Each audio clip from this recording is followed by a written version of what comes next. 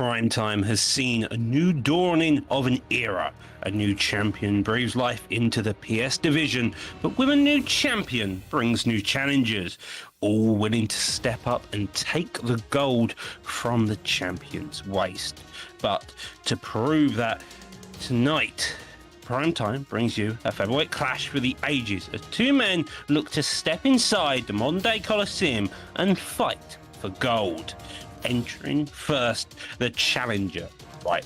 A fighter with a thunderous knockout power and an aggressive fighting style to match. He has climbed his way to the top of the mountain, and all that is left to do is to dethrone the champion.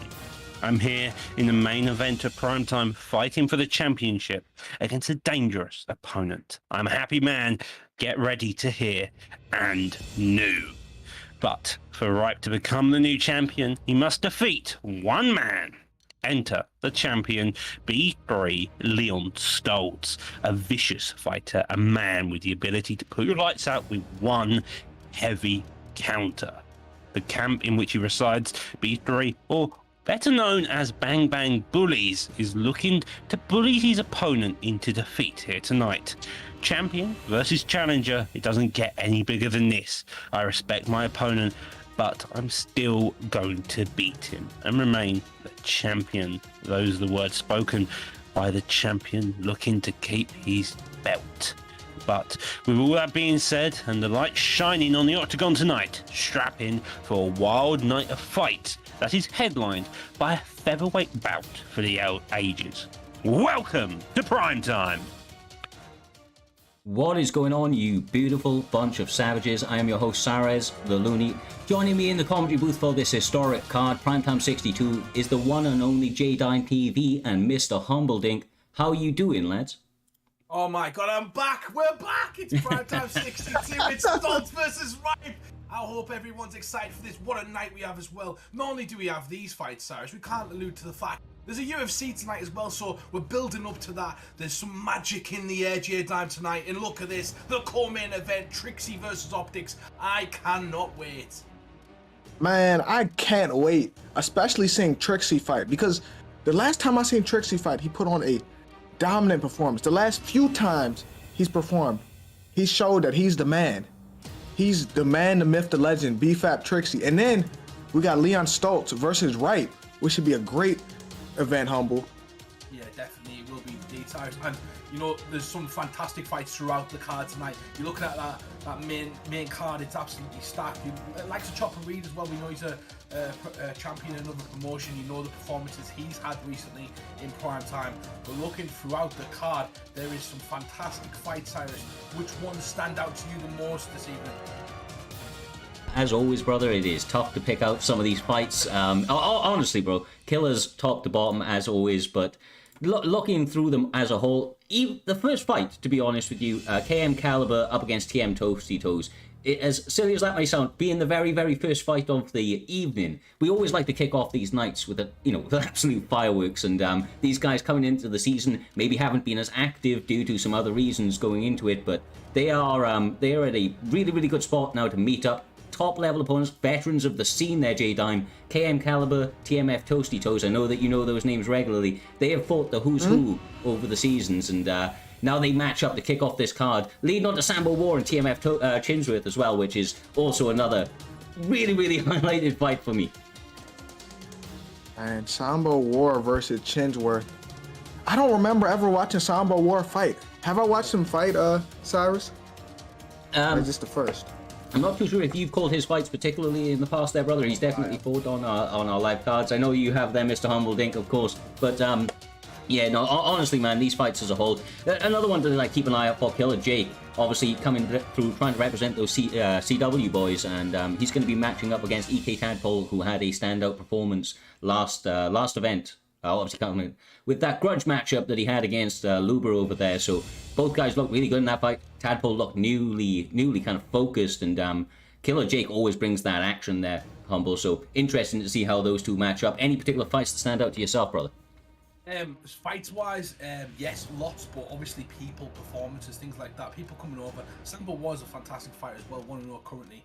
He goes forward and he puts it on his opponents. He's very good at his technical boxing. You've got Proxer there as well, representing the NM camp, which is No Mercy. A kind of a new camp, kind of coming on the scene, kind of breaking off from the previous team, which was the Cage Rage one. I cannot remember off the top of my head, but it was a big team made by the Cage Rage leader, and they've kind of, a lot of those guys have broke off and came into their own camps, and they're kind of doing their own thing at the moment, and they're going to be representing that one. Then we've got, I've just found out, Jackson UFC is going to be fighting, not going to be fighting Chopper Reed, he's going to be fighting Nige, of course, or Ned, sorry, I believe. So that's going to be an amazing one. Ned's coming in there, my teammate. He's going to be stepping up the fight inside. That's why they call him Big Balls Ned. He steps up at a moment's notice, takes on all challenges, any weight class, any time there, J-Dime. But with all of those fights, right, kind of talked about, we've got so much action to get through. I think that we're not going to waste any time here, brother. We're going to get straight into that KM Caliber TMF Toasty Toes. I believe they are ready to go at the moment. Sitting down in middleweight this fight, and obviously middleweight gives a nice selection of fighters there, Jay. Yeah, middleweight does. And is he getting Izzy? Because I don't think he can get Izzy. We're on the prelims right now. Yeah. Israel Adesanya is a main event type of guy. KM Caliber, brother. He is the eternal Donald Cerrone of the promotion there, Mr. Hummelding. He has fought so many times, often on short notice. This is another scheduled fight for him. So we'll have to see if that has an impact on his performance. But he's well aware and switches up to Lyoto Machida, my brother. Lyoto Machida. Boxing versus the kind of karate and kicking element of this game. And you said, I think you said earlier on, these two might have not fought quite a lot, but they actually have. Caliber's 8-8 currently, and Tosto's 7-7. This is Jim Miller versus Don Cerrone right now. That's what we're getting early on in the first fight of tonight. It's what I can kind of compare it to. We're going to be kicking it off with two veterans who are going to be going at it, and two guys who are capable of putting the lights out on their opponent, and two really fan favorite fighters as well, Jay Dan. Yeah, but don't just call them veterans. Two legends. They're more than veterans. Nick Diaz and Lyoto Machida are legends. So we got two legends fighting, Cyrus. Yes, sir. And you can already see how quickly they are getting into these engagements, firing off a lot of shots, mixing it up to the body and to the head, not discriminating with their attacks at all. And you see the Machida getting, or Lyoto getting off some really nice shots there that backed up Toasty Toes for a moment. Toasty Toes is using a lot of kicks at the moment as well, but he's just got to stop knuckling down in those boxing combinations as his opponent's trying to kick. Goes for the takedown, gets it into half guard right now. Nice takedown attempt right there, and Machida wasn't able to catch that one coming, Jada. Yeah, and if I'm Nick Diaz, ooh, Lyoto Machida with the reversal. Never mind. I need to be quiet, Cyrus. Honestly, these guys so seasoned on this game. As you see, Toasty Toes reversing it once again there, Mr. Hummeldink. We've said it before, but these guys are as experienced as it gets, and they can really, really engage into a fight, no matter which way it, they find themselves, whether it be on the feet or on the mat, anywhere in between. You're in 10 seconds of mud wrestling right there. These guys couldn't hold it together. It was very slippy. Early on in the fight, you're not used to seeing that. The sweat's not going yet. Maybe these two guys have been oiling up beforehand, Dan. We don't know. Yeah, they put on baby oil like Randy Orton, bro, for the match. That's why they got up so fast, bro. Ooh. Famous GSP. The VJ Penn quote was that you're oiling up before you fight. A beautiful kick to the body as Toasty goes back to the head. Caliber landing the first initial blow right there that really hurt his opponent, Cyrus, and the initial damage comes from but it's answered back by Nick Diaz, the spin to the face. Honestly, KM Caliber may end up slightly on the better of these engagements if he's able to stop the takedown, which he does, Jay. But that body work sets up the knees to the head and may continue to allow him to pour on the pressure right here, brother. I'm not gonna lie to y'all guys. Toasty Toes deserved that. Nick Diaz deserved that because he was fighting orthodox with Nick Diaz the whole time. He didn't even go back southpaw, Humble. Now he's got his back. He's going to be looking to try and get the top mount right now and do some more damage. Obviously, Nick Diaz on the floor is good at jiu-jitsu, but off his back mainly as well, Cyrus. You've got to be careful. But it is the player that you're playing, not the actual character. They just have to use that moveset. And it looks like he's comfortable where he is. Machida's going to try and posture up and get some damage. Blocks the initial get up, doesn't get it, Cyrus. Yeah, this is not a great position for him at all. He's trying to stay calm, but a couple of those shots bleeding through, Jay. Has to be very, very careful. Machida can mix it up on the mat. Obviously, you think of him as a striker, right? But you don't want to be under somebody when they're raining down that ground and pound. Yeah, I don't care who it is. I don't care who it is. You don't want to be on bottom with someone throwing shots at you, Cyrus. He does manage to work his way back to his feet at the very, very end of the round, but an active first round there, Mr. Humbledink, with a lot of damage landed on both sides. Yeah, the knockdown coming on the side of Machida, though, which is where I think the judges might swing that fight. But just a massive shout out to Pudgy for giving us a subscribing for 6 months. Ooh. Appreciated as these two. Oh, that's nasty. That was nasty. That was nasty. Oh. That was craziness, brother. As Pudgy comes in, these guys showing their appreciation, Mr. Humbledink. Getting the body rock into the spin kick to the face, Lyoto Machida. KM Caliber getting flashy with it. Yeah, that knockout was sponsored by Pudgy. Thank you to KM Caliber for giving us an absolute beautiful highlight reel right there. You're proud of that one. The KM boys, you're high-fiving in the back right now. That was a beautiful display of kicking dexterity from KM Caliber. Great performance. Second round finish as well, not bad. Yeah, bro. Not bad at all. I mean, look, when you see performances, bro, performances. Those two guys, I love to see them fight J-Dime each and every time they set foot in that octagon, and honestly, much the same can be said about these two standout fighters that we see out next. It is Sambo War up against TMF Chinsworth. Just to throw it over to you there, Mr. Humbledink, I know that you've seen Sambo fight quite a lot, and I'm sure you've seen Chinsworth compete many, many times over the over the recent seasons as well. Now, these two guys really are a match made in heaven. Yeah, both of them are really. It's going to be a contrast in style slightly. We're going to see how Chinsworth is going to hold up. I do believe Sambo he's really tough to fight every time I play him on rank. He comes forward, he really tries to put his combinations together. He's got good technical striking, and mainly it's his footwork that I'm impressed with the most. If he needs to, he'll take it to the ground. On the other end, Chinsworth, he likes to strike, he likes to throw some flashy stuff here and there. That can get you caught, so it'll be an interesting contrast of styles.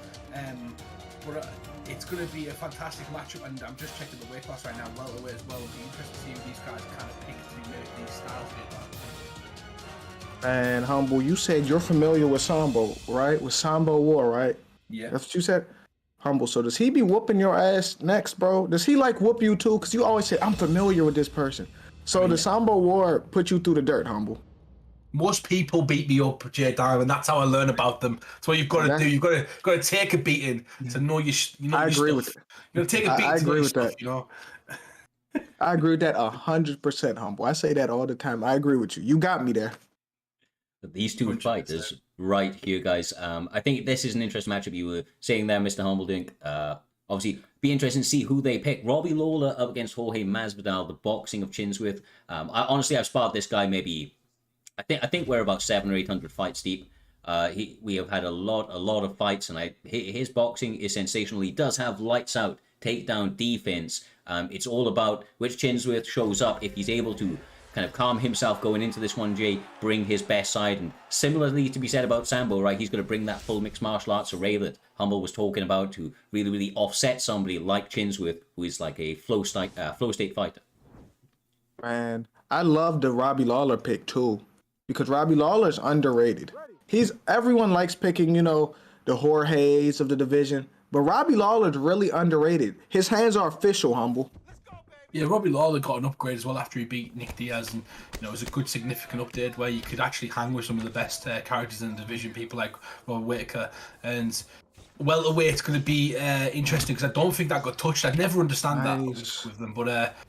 He's a fantastic fighter at welterweight as well. Had some great fights. It'd be interesting to see how his style comes up against Masvidal at the moment. But they're swinging in the center of the octagon at the moment, Cyrus. Yeah, and the body work is beautiful. Caught with a nice check and then a straight down the barrel from Robbie Lawler. The knee to the body is brutal. Also chipping away at each other already here, J-Dime. Very, very, very nice in the way they're mixing it together. Yeah, it is. This is a very competitive fight, but I think Jorge's boxing really well right now. He has Robbie Lawler head health really low right now, Humble. Yeah, he does. It's interesting to see how he's circling. Oh, nice work! The hands, and he throws in the lunge Snap to jab, boot. beautiful. Nice work right now. And you've seen Sambo trying to readjust his boxing. He's got the body. Looks like he's kind of not fresh at the moment. You know, he's kind of timid to go into the pocket. He's getting caught what he's doing. He's going in. Chinsworth doing a really good job of making him pay every single time he tries to enter that pocket. But Lawler's starting to get going now. Beautiful work from Robbie Lawler. Yeah. Nice. Excellent counter there, Jay Dime. He is pressing forward, but has to be careful. That block starting to wane a little bit. It's getting a little low as he's trying to cover that distance. Oh! Yeah, but Jorge Masvidal is putting on a show right now. He is punching his head off right now, Humble. Beautiful work. Tries to go back. It's still nice work though. He's not deterring. Sambo is still going to the body, still going to the head. He's still landing big shots. It's just Chinsworth's got some nice combinations and he's catching him off guard. He needs to adjust. Sambo needs to make some adjustments and you get back into the fight. The head and the body aren't too bad, but it's a great job so far in this round for Chinsworth, Cyrus. Yes, sir. I mean, he's trying to represent himself and his camp, TMF, one of the kind of owners on the owners board of TMF. He's showing up right now, but gets caught with some lovely flurries. That lead uppercut to boot there, J-Dime. I mean, the damage that these guys are putting out on each other, they're choosing the right shots every time to maximize that damage. Yeah, and JC is not out of this. He's having some success. Even though he's been stunned a few times, he's having some success in exchanges, Humble. Yeah, definitely. Sambo's he's starting to land some shots. I mean, his biggest weapon so far is that it's that sort of slip. Oh, nice work. He was too hurt to land that elbow, wasn't fast enough. I was about to say right there, his nice weapon from him so far is a slip uppercut to the body or a slip uppercut to the head. But Chinsworth countering with a hook as he's slipping, so he's got to be careful of that as well. Oh, man, honestly, the flurries, when one lands, man, whoever goes first and connects first there, Jay, it's crazy. Just like that, man, the damage adds up so quickly. Yeah, it does. And if I'm Jorge Masvidal, because he stunned him a few times and got carried away, I take my time and break him down, put some body shots on him because he's moving his head. He's expecting you to go balls to the wall once you stun him, Humble. Yeah, 100%. These guys have had a great fight so far. Back and forth. I do like what Masvidal has done and Chinsworth's done in this round. There is glimpses of danger though, Cyrus, and I've noticed that with Robbie Lawler. If he can put some nice combinations together, he might be able to get some respect back. But I like the leg damage as well. It's underrated at the moment from Masvidal. It is, yeah. Those oblique kicks were very, very good, or front side kicks. He is pressed up against the cage now, and this is where Robbie Lawler wants him, but eats a flurry on the way in. Once again, needs to rethink maybe those entrances or entries to the engagements. Nice work, but once again, big damage from Jorge Masvidal. That leg work, like Humble said, is underrated. And that takes away from your power as well. So, nice lunging straight at the end of that combination. He's really working on that, and you can't block those. They push your head back. Perfect to throw an uppercut after. Nice slip counter, goes for the kill, and he's got his opponent running it back. Cyrus, it's on skates at the moment. Robbie Lawler is. Yeah, I can tell. Oh my God! And this is what I'm talking about. Chinsworth, an absolute low-state fighter, turning up, trying to get the finish. Chins! It may be over. He reverses it. It's not over. Cyrus, it is not over. Let's see, can he have some success? Because this is where Robbie wants to be right now, Humble. Oh no! Turning it around. I guarantee you now Sambo's going to start grappling after that display of ground and pound defense from Chinsworth. That was really impressive from Sambo to get hurt so badly and then nearly finish the fight essentially with a couple of big shots he could have there. And Chinsworth needs to be careful right now because Sambo is no slouch on the ground, Cyrus. Yeah, he's showing that already, my man. He is absolutely stuck to him like glue. Nice denial on the post drop, and he does manage to get the up transition in that one, Jay. Maybe a little bit lucky, but back to the feet, and I'm sure he's going to be happy about it. Man, if I'm Robbie Lawler right now, even though I'm losing this fight, I have some confidence after the success I had in Top Mount, Cyrus. Yeah, for certain, man. You need to be trying to shoot those double legs, but the straight lands again and sits him down. One of the best takedowns in the game is that right hand right there. Mixing in some lunges, Humble. And, I mean, just has to be careful not to get caught or put on his ass once more, because that ground game was a little terrifying. Yeah, definitely. He's doing a really good job of just throwing at the end of the combination. When his opponent thinks he can enter the pocket, that's when he's kind of piecing him like a little spear, just jabbing him to the face with it. It's, you know, it's, Big front kick to the face. He's going to this is over. This is over, guys. Guys, thick and fast, and Sambo survives again. I'm getting. Veteran savvy, to say the least there, J-Dime. Somehow, some of these guys just find a way each and every time to clutch it up. Does find himself having to stand back up on the feet, and the damage may just be a little bit too much at this stage. Man, it may. Oh, no! Hold on, it's not over. It's never over. Robbie Long. Oh, it's over. It's over. He's asleep. He's asleep. Oh, my. I got to stop talking. I have to stop talking. That was beautiful. Absolutely phenomenal fight there, Mr. Humbledink. Sambo, War, and Chinsworth, TMF's very own. Hold your heads. And, hold your heads, I take a bow, is what I was going to say, brother. That was a phenomenal fight to head us into these prelims. I mean, just crazy levels of action and technique displayed throughout the course of that one. It's just what a two fights show we've had so far. You know, both ended in the second round, but that was a fantastic display of action. You know, from both guys. Even Sambo, he's disappointed in the chat, but he fought through adversity multiple times in that fight. Showed his character, showed his heart, and didn't give up and hurt his opponent as well. And that's what it's all about. And if you can overcome those things, he just didn't make the necessary adjustments that he needed to make. You know, I'd like to see him start to shoot for the legs essentially, but it's not in his nature in that fight. He wanted to go out on his shield, and it's exactly what he ended up doing. Great job from Chinsworth though. He looked really impressive, and I'm excited to see Chinsworth back with that performance. 3-1 now. Honestly, with Chinsworth, it's about how much he's playing the game and whether or not he wants it, right? I think we get, sometimes when you're an experienced player there, J-Dime, and you've played it, you know, a lot of hours in the game, you can kind of fall into the lull of just trying to do some flashy shit when you're a striker especially. But when you're focused, dialed in, go back to your fundamentals, it sets that up over the course of those 15 or 25 minutes. And I think that's what Chinsworth has rediscovered here this evening. And ultimately, I think that was what led to his successes. Yeah, Chinsworth put on a hell of a performance from the beginning. The boxing was beautiful, and he showed that he can fight through adversity. He got stunned at the end, and I said it wasn't over, and he proved me wrong. He put the fight away, and that was a beautiful performance, Cyrus. Yes, sir. That it was, brother. That it was, and we wouldn't expect anything less than Mr. Humbledink. The primetime guarantee. We say it before. Oh, we've said it before. We will say it again, bro.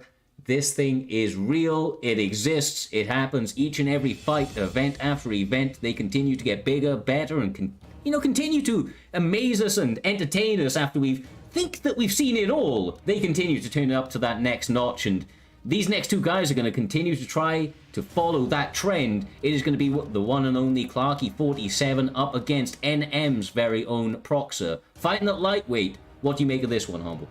Oh, definitely. Proxer I know very, very well. You know, I've sparred him a lot of times. I've been around Proxer for a long periods of times. I've had fights against him in competitive leagues, and he's a very, very good fighter. He gets to the top of most leagues that he's in, and he does a really good job. He's got really good boxing, really good forward pressure, and he can mix it up with his kicks as well.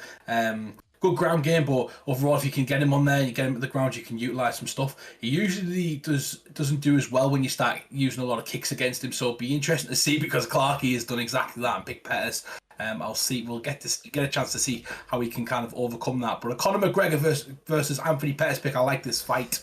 Yeah, it's an interesting kind of contrast a little bit in styles, right? Both strikers, but bring a very, very different approach to things there, J-Dime.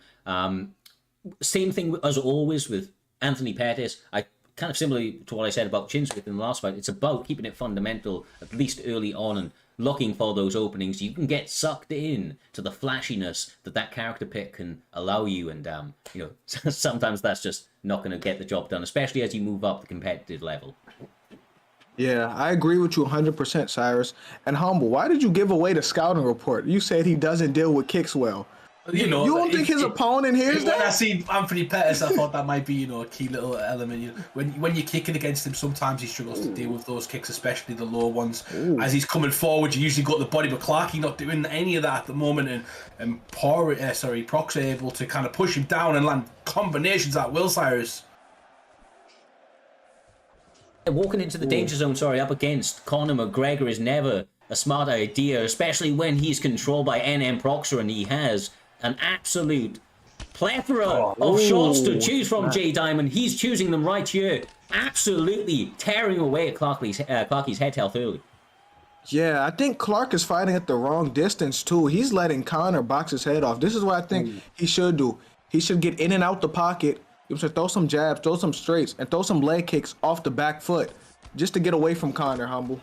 Yeah, there's a lot of combinations coming for Proxer right now, and you can make him miss and then capitalize on those body kicks if he's willing to do that. But Proxer doing a great job of kind of landing those combinations, pausing and changing his rhythm as well. Rhythm changing, Cyrus, we always talk about it.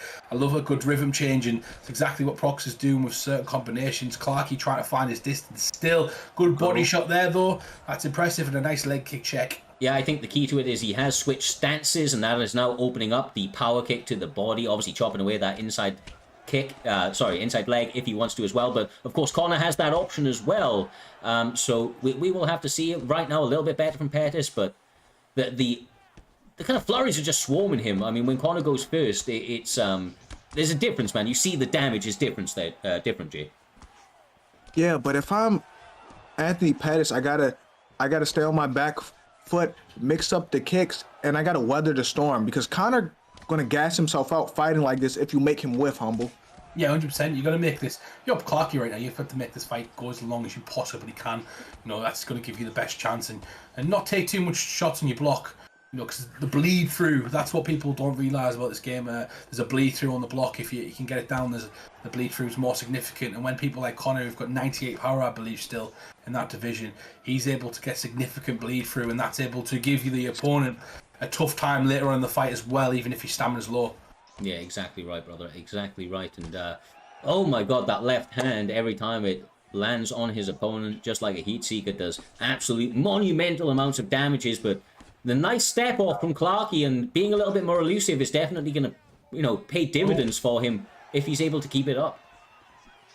Yeah, this is what Anthony Pettis needs to do. Sometimes he needs to fight his ego and not trade with Conor McGregor. I think he can throw some jabs just to draw some reactions because it looks like Proxer's going to throw them combos no matter what, Humble. Yeah, 100%. He's doing a better job than he was at the start of the fight, and I think he'll feel more confident. It's just, you don't want to be too late on that head health. You know, when the head health starts to deteriorate, like we talked about earlier on, the later rounds become tough anyway. It doesn't matter about their stamina. Essentially, with somebody as skilled as Proxer, I'd like to see Proxer sit behind his jab more, Cyrus, and use basic combinations to set up the big 4 pieces and the 5 pieces, because at the moment he's just firing straight into them. I'd like to see him set up the range and stuff like that so he doesn't gas out later on. Yeah, no, exactly right. I think he was just trying to pour on the damage and kind of put Pettis in a spot where he was not able to return. But there's a point of diminishing returns there, J-Dime. You can only do this so far or so long with the cardio of Conor McGregor, as we alluded to. Going to the body will definitely help, but you can already see that advantage going to Pettis, and this is where he can start to turn the fight up, be the more active fighter, and try to chip away at Conor McGregor as he's pressing forward with these combinations. Yeah, but he's doing a better job making him whiff more. Oh, now he's got to put some damage on him, pick his spots, Humble. Starting to use a jab himself as well. I'm liking that from Clarky. Starting to keep his opponent distant. He's coming in, he's catching him, and Proxer's got to be careful and walking into that range because, a beautiful slip counter from Proxer. He doesn't land. He gets elbowed back. There we go. Ooh. And I mentioned the kicking at the start, but it's actually the boxing combination so far from Clarky, mainly with that, as you said, switch stance to the body kick, the power body kick, which is really doing him well, Cyrus. Yeah, that and starting to work the boxing with the combinations was great, but now he is in a world of pain, J-Dime, hurt, rocked, and trying to get his senses back. Conor McGregor letting him off a little bit, but I think that's due to cardio concerns. Yeah, but I would like to see Anthony Pettis throw some leg kicks too. Not in the pocket though, off the back leg, Humble. You got to make your opponent go backwards and respect you as you throw them kicks, as we talked about. And nice work there. That's a beautiful time. It's a game of cat and mouse with those kicks at the moment. Proxer's really trying to punish his opponent for throwing those kicks, and Clarky's really trying to find them. Proxer being a bit more conservative in this round, Cyrus. Yeah, definitely. So we will see how this pans out. There's 2 minutes 10 left in this round already. Conor McGregor starting to hurt in terms of the cardio department. Damage definitely starting to mount up against him as well, but he continues to land good shots there, Jay, and as mentioned earlier, his power stat a little crazy, so he does a lot of damage when he does connect with the chin of Anthony Pettis, just like that, bro. Yeah, Yeah, that's the thing. If Connor stuns you, oh my gosh, it's like a wave of pain coming your way, Humble. Yeah, Proctor's not stopped. He's going balls to the Balls to the wall. wall. Mhm. Yeah, exactly. You're reading my mind right there, Jay Diamond. Oh, he catches him. Clarky's got a chance now. He needs to really get after his opponent. He's giving him some space, a massive opportunity right there to hurt his opponent. I think he let him off, Cyrus. Yeah, maybe just a little bit, but backing up that head health of Pettis is blinking eternally now. Jay, that's something interesting to note. That left-handed Conor McGregor, if your head health's blinking, the next one that connects flush, he could do it, but he actually answers with the spin kick. The third attempt, this one actually does the bleed through rock that he was looking for. You expect a lot of like head movement as well from Proctor as he gets hurt. Oh, he drops the opponent. Off It's the back stamina end. versus the head health. Is it over, guys? Is it over? Ooh, gets back up. Okay. 6 seconds left in this round. Oh, Nice my. knee to the body. That's important. knee. Didn't actually take That's any damage. Interesting. As we come to That's the end, important, though. as we come to the end of these rounds there, J-Dime, you can see that the fresher fight that Anthony Pettis, although he is taking some big damage in moments, he's actually starting to make a lot more of the correct choices, and some of these things are millimeters away, man. You know what I would have liked to see Anthony Pettis do earlier in the fight when Connor in the pocket? Make him pay with something, like throw a knee. Just something to discourage him from just walking in the pocket like that, Humble. Yeah, you gotta be careful not to get caught with the straight as you're throwing the knee though. Like, Yeah. it's one shot for. There you go. Oh, my. We're talking about getting caught. Yeah, caught throwing a kick and he gets caught with an uppercut straight and beautiful work. Here goes Proxy. He's gonna try and finish the fight and this is it. Oh, he gets turned. He's in real danger right now. Proxy is. Good position. This is a good position for Anthony Pettis. He got to start raining down some shots. Ooh. Okay, he tries to fake side control, doesn't quite get it, Cyrus. And now he's postured up, and this is where the rain comes down. Ooh. Ooh. Big shots are yeah. landing. Oh, exactly, the out. Ooh. Brother, Hey, brother, one more brother. of those. One more posture up. It may get ugly, guys. Ooh. Question mark of the ping in the chat, but obviously these guys doing the best. You've got to, as Game Echo once said to me, you've got to adapt to all assets as you're not playing anyone. Ooh. Oh, my. Oh What? my God, how is he still alive? Man, He was just getting blinking. punched for a while. He's getting back to his feet.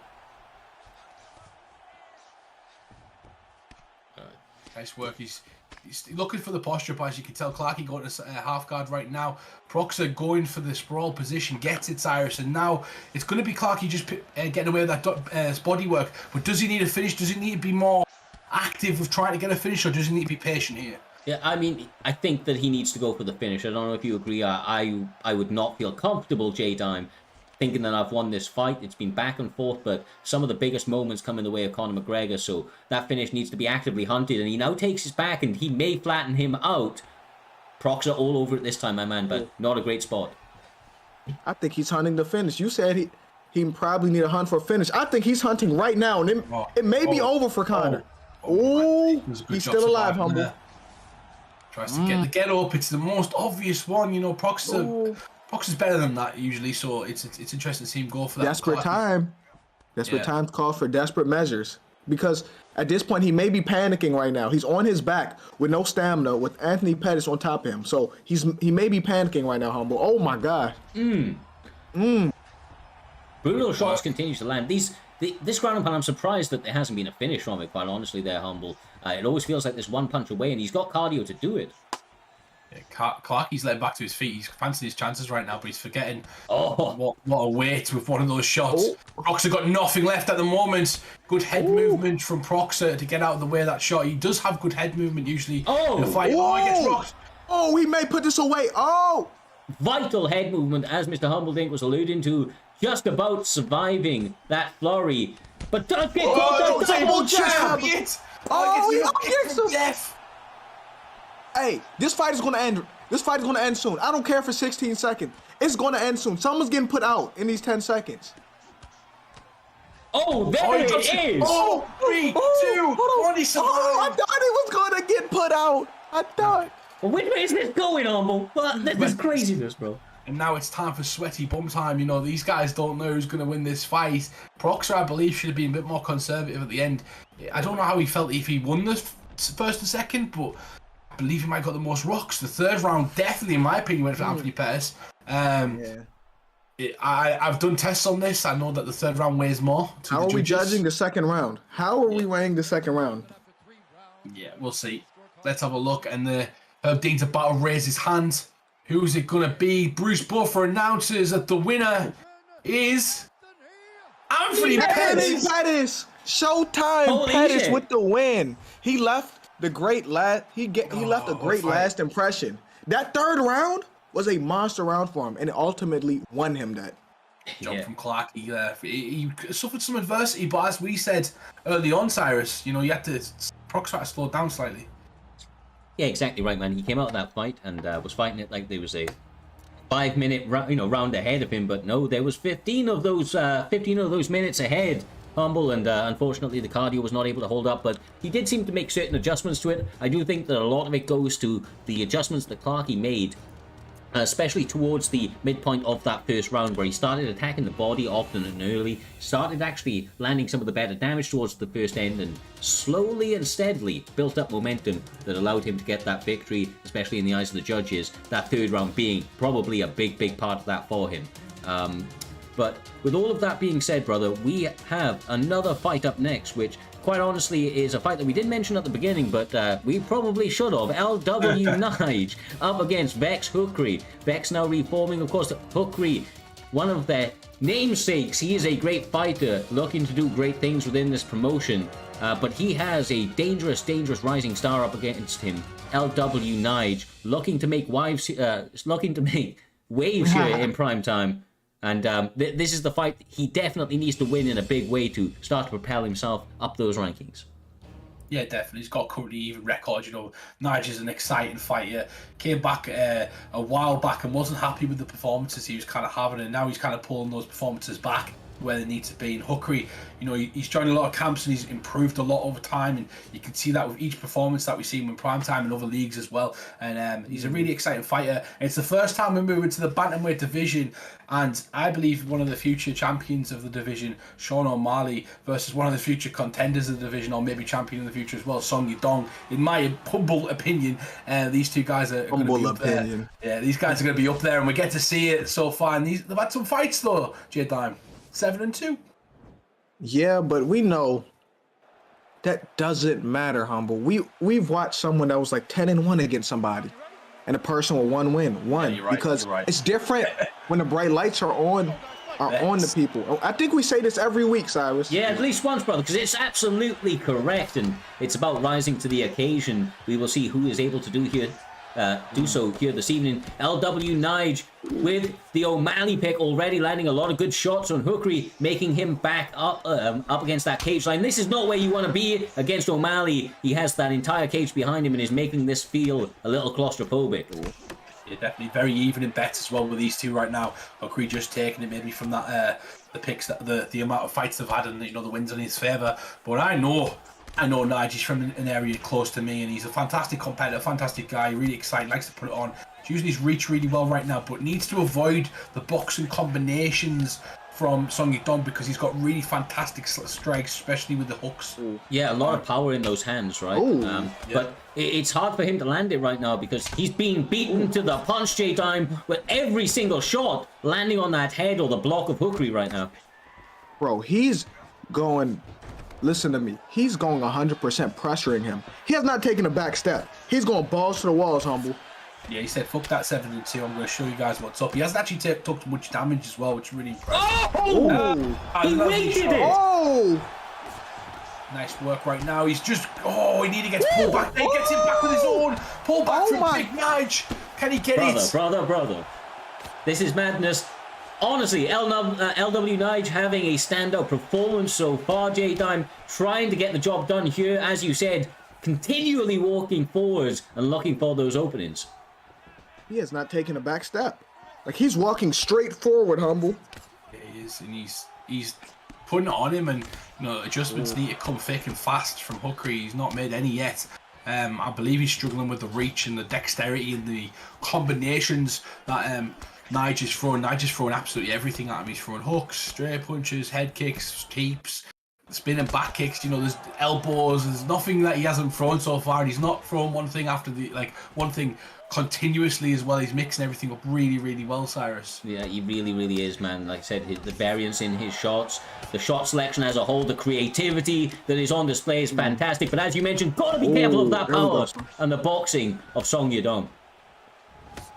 Man, I'm not gonna lie, Nige is throwing the kitchen sink though, and now Song Yadong starting to have more success now, Humble.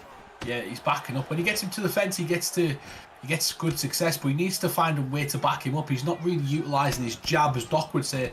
Some of the best players in the world utilise that jab really well, and Nige has found a way to kind of overcome any sort of forward pressure so far from Song Yadong, and the only time he has, we've seen him get caught a few times, Cyrus. So maybe that's the game plan for Song Yadong. Maybe too little too late though. Yeah, we will see, but I don't think it's too little too late. There's actually an advantage in terms of cardio. And he does find a big head kick at the end. Hook read. Dangerous till the end, but another head kick. That lead head kick. Money, J-Dime. Absolute money for LW Knight here this evening. Yeah, that is money. And Humble said something about the fundamentals and the basics. I think great fighters do the basics better than everyone else on a consistent basis, Humble. Yeah, definitely. 100% the basics when you fight, essentially. Like I always talk about this, and I've listened to a lot of great UFC players on this, and one of my favourites is Suave Jamie, and he always says the best combination is a jab hook, or a straight hook, just two punch combination. But when you watch him throw it, he throws it differently from a lot of other people. His time is different, but he's got it nailed down to a T, and that's what you need: a good jab, a good basic combination. But what we're seeing from O'Malley tonight is anything but basic. Cyrus, it's working. Yeah, exactly right. I mean, he's doing some of the fundamentals in points, but as we said, then he's exploding in flurries, and sometimes that chaotic onslaught can be a little hard to read. This is more what he needed, but the kick on the inside gets him caught. Dang! Hey. Honestly, kind of feels like he's stalking him a little bit on the outside, right? A little bit more cage cutting rather than following, and he's going to be able to find this finish, I would imagine. Ooh, I'm surprised I didn't see that sooner. Gets a takedown at side control. And I was expecting to see that early from the second round from Hookery. Hookery needs to win this round essentially, and he's behind a dozen. And this is going to drain O'Malley. O'Malley is a fish out of water on his back on this game essentially because he hasn't got great stats there. And Song Yadong does. He's trained for Team Alpha Male. He's got good rest and basics and good ground and pound as well, J-Dime. Yeah, I agree with you. Team Alpha Male breeds killers. They got some of the best training partners in the world. And Sean's bottom game has not been tested so far his UFC career, Cyrus. No, exactly right. Doing okay here this evening, though. Getting a couple of denials off. Is in half guard, which is not a fantastic position. Side control, considerably worse. As you mentioned, never mind, gets it back. I mean, doing okay. He's doing okay, man. Nige knows what he's doing. Trains with one of your favorite fighters in Fadinator, so I'm sure he's been put in these positions in the past. Nice work. I like how you mentioned it. Yeah, Fadnet is like one of his best friends as well. They're very close to each other. They've got the matches together, they're very big supporters of Sunderland football. As you can see in his name. But beautiful work right there. He goes back to the body. And I was about to say, yeah, he's been finished once on the ground actually, Sean O'Malley, in his UFC career. It was against Marlon Vieira, I believe it was. Yeah, it was Cheeto Vera. Yes, Yeah. These guys are. He's got stats that are based on that. Oh, nice work. Oh, he drops. Song Yadong. Comeback of hell. This. He's playing the long game with him. Like if he comes back here, he stayed down, stayed disciplined, and he played the long game, Humble. We see it twice as well. We seen it in the last fight. This was exactly. Oh my. Nige. Looking clean. Oh my days. This may be over. He needs to stop this. Oh, it's over. Oh, he finished. No, don't rage quit. Do not rage quit. Do not rage quit. Chill. Oh my days. Whoa. What a fight. I just thought I might walk my baby up there, but I didn't, so I'm good. But that was crazy because what an interesting. I know Nigel's upset with that one, but it was a great start to the fight. It seemed like Nigel kind of let him back into the fight, and he forced his way back in as well. Hookery knows Nigel very well, and just wouldn't give up during that fight. And that's the adjustments is what I talk about as good players, Cyrus. You need those. You need the ability to make those adjustments. That's exactly what Hookery did. Exactly right, brother. Exactly right. And like I said, Nige definitely a savvy player in and of himself, but maybe got a little bit carried away with some of the damage that he was doing and the successes he was having, and ultimately Hukri was able to hunker down, and really just kind of go to work over the course of the fight. We saw it a little bit earlier on, right? So it is really about those adjustments. That's what separates good from great, and Hukri feels that he is now on that run to getting his name in amongst with one of those greats. So. Entertaining fight, sets us up beautifully for another very, very fan-friendly affair here. Okay, Mr. Humbledink, J-Dime, these two guys, CW Killer Jake up against EK Tadpole. Bantamweight is the division. These two guys bring the heat each and every time. If one of them shoots a takedown, then I'll probably just leave for the night because honestly, I expect nothing but flurries of combinations. No, I'm joking. I'm not going to leave, my man. It's all good. But no, as expected, going with their kind of favored picks that suit their styles. Killer Jake is honestly a sensational boxer, one of the better boxers on the game, and he's going to look to implement the boxing of Cody Garbrandt here this evening. But he is up against the rangy, slick, creative stylings of the one and only Tad. So I can't wait to see it there, Jay. I think this is perfectly representing their styles, and it's going to put on one hell of a fight for the fans. This should get interesting because if y'all remember last week, we got a patient Tadpole. That's the most composed Tadpole I've ever seen, Humble. I have a question because a lot of people out there probably have the same question. Tadpole fights on both consoles, and Killer Jake, usually I see him on Xbox. Is this an Xbox fight? We will see when they load in. Quite honestly, we'll see. Or maybe one of the guys in the back will be able to tell us. But I believe that Killer Jake actually also fights on PlayStation, but Xbox this time round from what we're hearing in the back. Yeah, it's going to probably be the preferred console for the both of them. They are definitely more comfortable over this side of things there, J-Dime, and that comfortability can often allow you to excel yourself to the next level. Oh, they're not touching gloves. You seen the no respect? No. Oh, they are. Oh my gosh, they just fooled me. Knock him out! Knock him out! I'd killed him right there. I'd have been like, bow, bang. And we've got to talk about Tadpole as well. He's moved camps a few times recently. He's gone back to... He's gone to EK. We'll talk about that too much, but he's gone to EK, and hopefully it's a camp he can settle in. Seems like he couldn't get settled in KIA or TS or the other camps he was involved in, but EK is a top level camp of top level players, and they're constantly getting talent in every single day. So maybe that's going to help him out. And I'm seeing an immediate improvement as well from Tadpole. Yeah, honestly, he's looking sensational. He did in his last performance, and he has here this evening so far, really, really pressuring Killer Jake. But definitely got to be wary of the body work of Killer Jake. The kind of fishing that he does for you to go to his body so he can counter in some devastating ways. Honestly, this man is tricky and comes out with combinations when you least expect them. So do not blink ahead of these next 15 minutes. Honestly, these two guys... Ooh, that's been a bit dangerous, right? A little bit close. Just a little bit. Just a slight bit. I think that Sean O'Malley got to use that jab on the outside and try to stay away from that power of Cody, Humble. Nice. Oh, he doesn't get the counter, the usually the damage that you get in that counter. And he's bowing it with him right there. But if I'm Killer Jake right now, I'm going to be a killer. J-Dime, we're in the middle of a fight. Don't bow at me. Yeah, you get knocked out, you bow in the middle of that fight. Don't touch your glove at the start. Once we're fighting, we're fighting. That's the way it is. The combination that we just saw then from Tadpole going to the body, going to the head, mixing it all together was absolutely fantastic. Doing the fundamentals, as we were speaking earlier on about, very, very well, mixing in some creativity with it, not allowing his opponent to really get settled. But then he answers back with those combos of his own, Humble.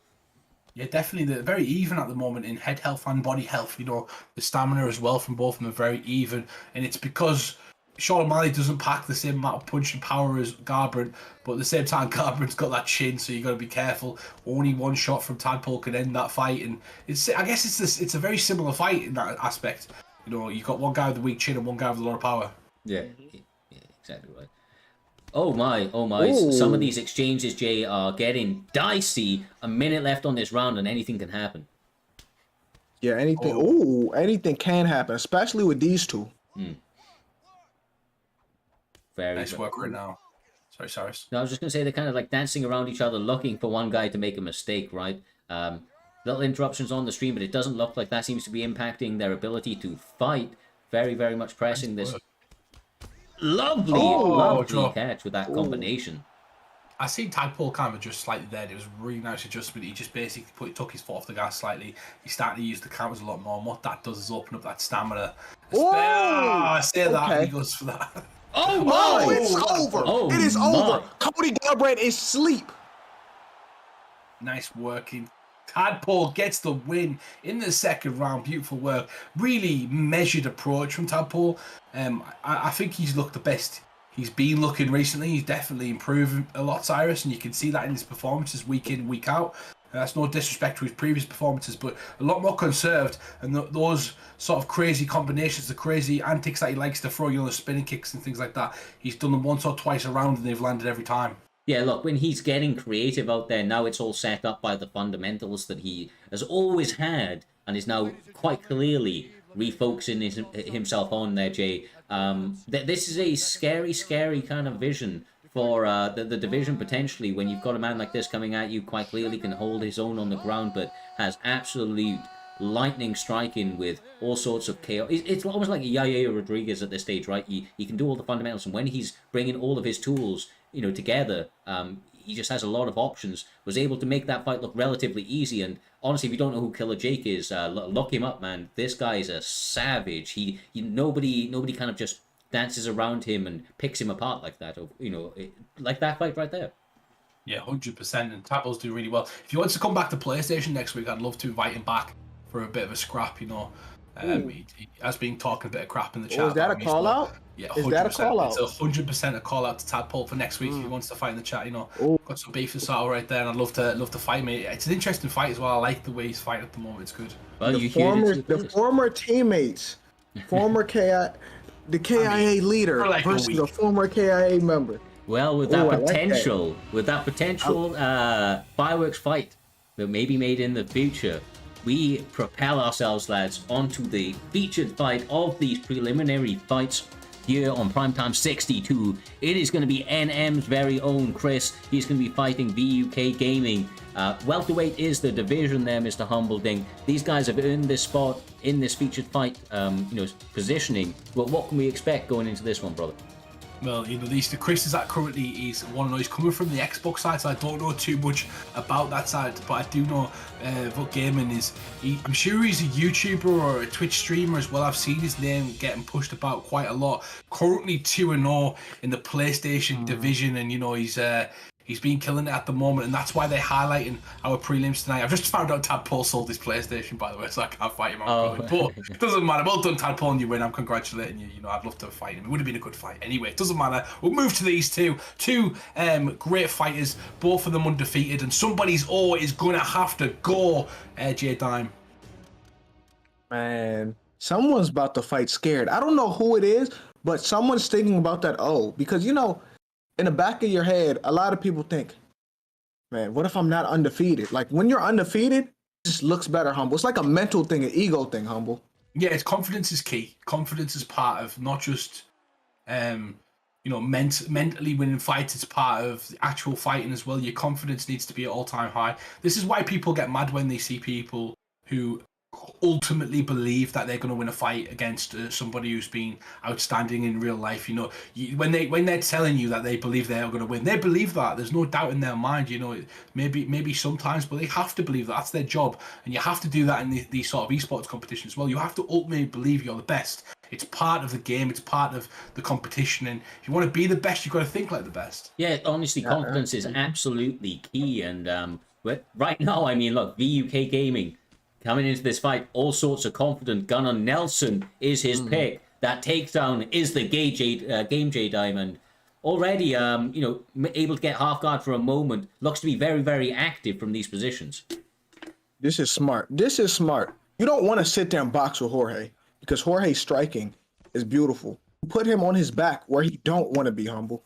Yeah, definitely. Gunny Nelson is somebody I've been watching for a long time, especially in the cage wars. I mentioned, but my dad introduced me to Gunny Nelson, and I seen him.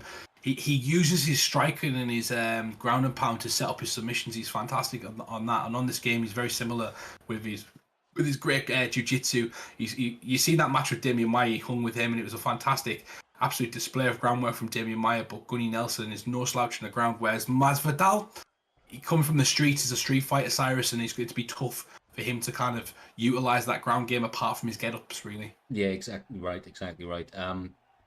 This, of course, a horrendous position, but does manage to regain the half guard, at least momentarily. Postured now, choosing to throw one shot and go down of his own accord there, J-Dime, showing his veteran savvy, does not want to give up position easily.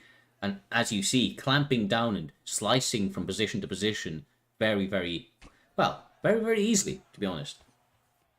Yeah, and I like this from Gunner because he's establishing his dominance, controlling this fight on the ground. So when Jorge go to that corner, he'll have a little less confidence, Humble. Yeah, definitely. The rear naked choke is blocked or it's banned, in this competition. So he's got a few. It's always interesting to me, Cyrus, when someone moves to the back with the rule set because you lose essentially an option which would help you kind of disguise another. So I always never like to go to that position when I'm fighting in certain esports competitions or leagues because I know that's banned. So it'll be interesting to see what Chris was kind of planning there. But he's got the back now, and this is a really dangerous position because if he gets the back flat, there's a horrible choke that he's going to get. But he doesn't. He rolls back to the back, and it'll be interesting to see what he can do here.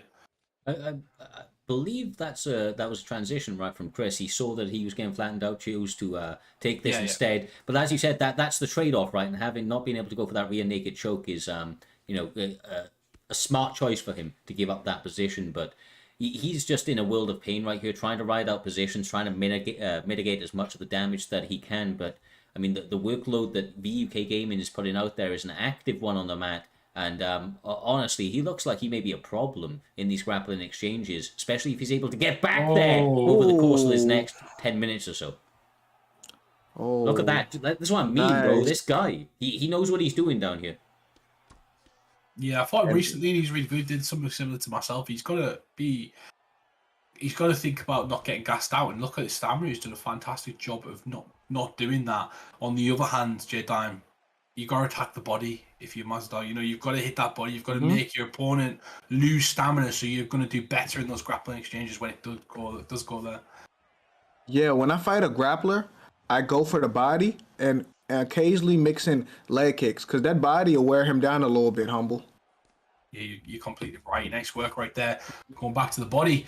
And you can see him working on the outside as well. So it's really important because he gets the clinch, and then look at that. I see this a lot from really high-level players who use the clinch and use sort of moves. They'll back themselves up against the fence. When you start to press them, they'll then duck a punch or two, clinch you, and immediately turn you back to the fence.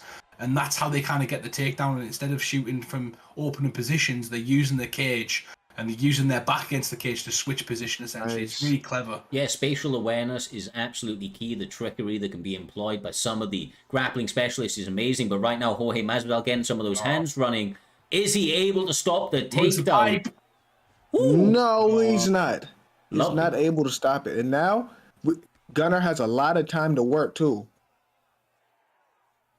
Nice work right now. We've just moved position on camera size. But yeah, nice work. He's gone back to backside right there, and he's going to go for the back again. He's probably going to try and do some damage, just control his opponent and kind of make him scramble, causing them, their mistakes, and maybe to land some bigger damage in the as we move forward. But nice work again. We will get the cameras back. Don't worry, guys. We will come back soon, but we're just getting that sorted in the background. Technical difficulties do happen. It is a live show. Nice work again, J-Dan. What are you seeing right now? I'm saying Gunner control the position, just doing enough damage, basically just controlling the fight, what he's supposed to be doing, Humble. It's good work. And if you would like to fight in Primetime as well, we will put a little link in the chat for you guys to kind of follow us along and come through. These guys, every one of these guys who are kind of in this division, they started not knowing what the leagues were, the esports league, and they support the scene, and you can too. If you want to get involved, please come through our Discord channel, sign up for a fight. We get everyone to fight. Ooh, he got him flat. This is what he wanted. This is not a great position for him. Obviously, easily said. I don't know what he's going on. He's helping him. He is teabagging him. This looks like Izzy on Polo Costa. He did it twice, 3 times. Bro, what is he doing? What is going on? Listen, I'm not going to lie to you. I'm confused. There's no way the whole Jorge is not getting out of this, right? I mean, NM Chris knows his shit. Hey, listen to me. He's treating him like a lady right now. Like, this is looking bad. If he wins after the... Oh, my God. Hey, bro, I'm a little confused. I'm not mad. I'm not mad you rage quit. I'm not mad because... I'm not going to lie. That was disrespectful as a person. What he just did to you? Like, I don't even want a rematch in the cage. You got to fight him outside the cage. Jorge and Gunnar need a rematch outside the cage because he just basically teabagged him like we was on Call of Duty MW2. Like, that was bad. It was a great performance from Vic Game. We'll have to check that out at the end because I've not seen that before. It's actually a new little, maybe a little glitch. I don't know if it's a glitch or whatever it is. I don't know if there's a way to defend it. I don't think that's a glitch. I think he intentionally did that. I don't think that was a glitch. And Chris wouldn't have just sat there and taken that though, right? He would have moved, bro. I don't know. That was a bit weird for me, but like he was taking that to the backside, right? It looked like there was nothing he can do. He was getting abused, misused, and mistreated. Well, that is a one way to end the featured fight of tonight's prelims, my man. Great victory by VUK Gaming. He came in with a game plan, got that shit done. There, Mr. I mean, that was Humblesy. a simulation of Gunnar Nelson, wasn't it? Really, if you think about it, that was a direct simulation of how Gunnar Nelson fights and how he kind of finishes. So, Book Gaming really kind of simulating the characters, but more importantly, he moves to 3-0 in a tough division of killers, and he's going to come up against stiff competition as he moves forward.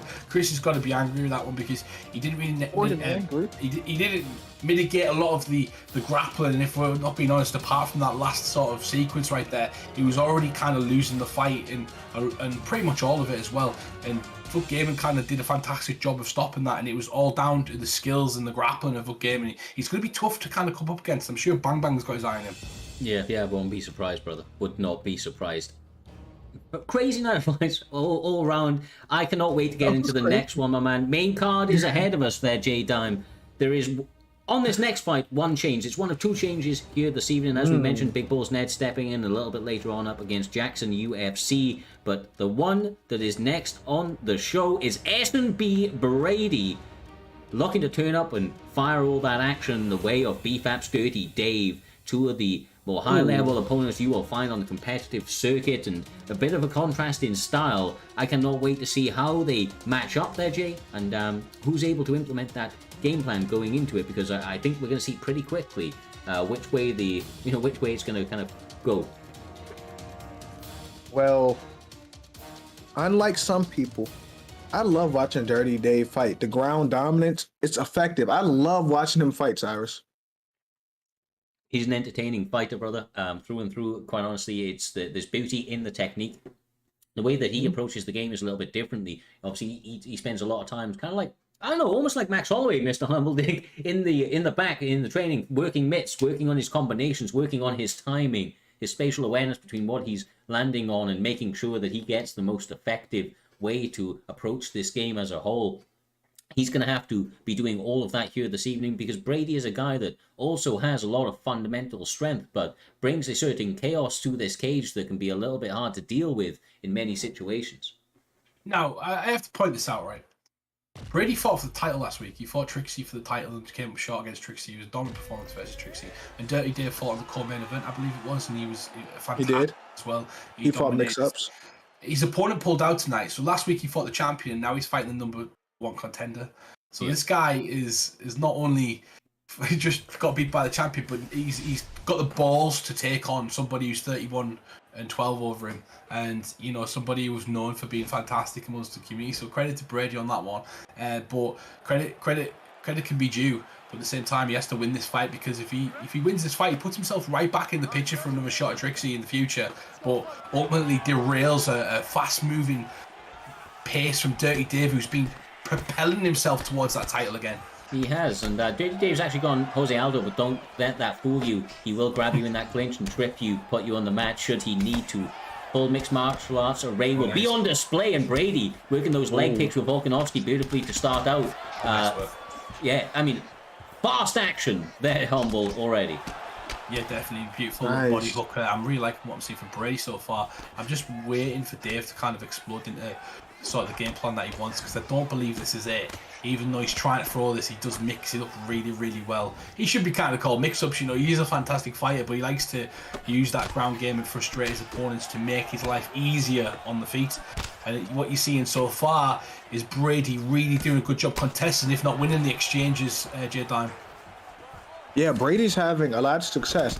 And when you said his name should be Mix-Up, so you think Mix-Up should be called Dirty Dave? Is that what you're saying? I just think his name suits it. You know, he's a fantastic fighter and mixing things up as well as Mix-Up. Mix-Up does that as well. So, you know, he's just a good fighter. Yeah, for certain, brother. But I have to say, he's having a lot of adversity right here, trying to make some reads and change up some things, because Brady, absolutely sensational over the opening 2 minutes of this first round. Has to be careful, though. As we mentioned, the veteran savvy of Dirty Dave often gets his hand raised, and if he makes a mistake, that may happen once again here this evening. Yeah, we've got to be careful as well. We don't get caught in the sort of God complex of Dirty Dave, because he's a great fighter. He's been on a massive win streak. But again, even though he's getting beat, I think so far in this round, nothing of significance has landed. You know, it takes one for a fight or a round to change, and he's still in it. The head health similar, everything's similar. He's done some damage to the leg as well. And Brady, if I'm Brady, I want to hurt him. I want to hurt him early, or, you know, kind of shut him off for the next round and make him have to really work for it. And so far, it's very even, the damage is Jay Glenn. Yeah, I agree with you 100%. Oh, not anymore. And you know how Volk is throwing them leg kicks? Aldo has still checks. Yeah, he does. One leg check will really take his legs out, Cyrus. Oh, there we go. Nice stuff. Oh, here we go. Brady gets caught a couple of times, though. Like I said, man, he may be, for my money, leading this fight, especially after that stun, but has to be careful due to the savviness of his opponent. He will stay true to the very, very end, man. Dirty Dave will do whatever it takes to get that victory within the confines of the rules, of course. Chopping at that leg, trying to get back into this fight. The defense looking pretty good from Volk thus far, though. Yeah, I'm expecting Dave to come out firing a takedown earlier in the round, but beautiful work. Brady cemented sort of, this has been my round by landing a nice rock without 30 seconds left. He's done a good job of kind of keeping his foot on the gas, but nice little combination at the end. Just a reminder there not to get too close or not to get too overconfident. But the recovery from Volkanovski is fantastic. I'm sure it's 99. He does a really good job of recovering between rounds. My favourite fighter to pick, actually, in featherweight. He's just brilliant at everything, and especially the grappling side of it, Cyrus. You know, if Dirty Dave takes him down, I'm expecting Brady to be comfortable on the floor. It depends on how Dirty Dave manages to approach this round, though. As you know, that round was full striking.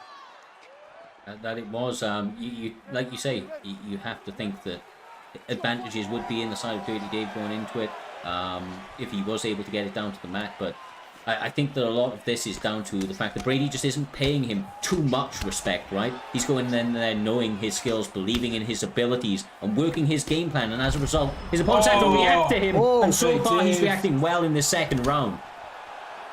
I was looking for him to make adjustments. I was looking for Dirty Dave to make an adjustment, but at the same time, Brady isn't getting caught up by the moment that, oh, I'm fighting Dirty Dave. He's just a normal man, another human being to him, humble.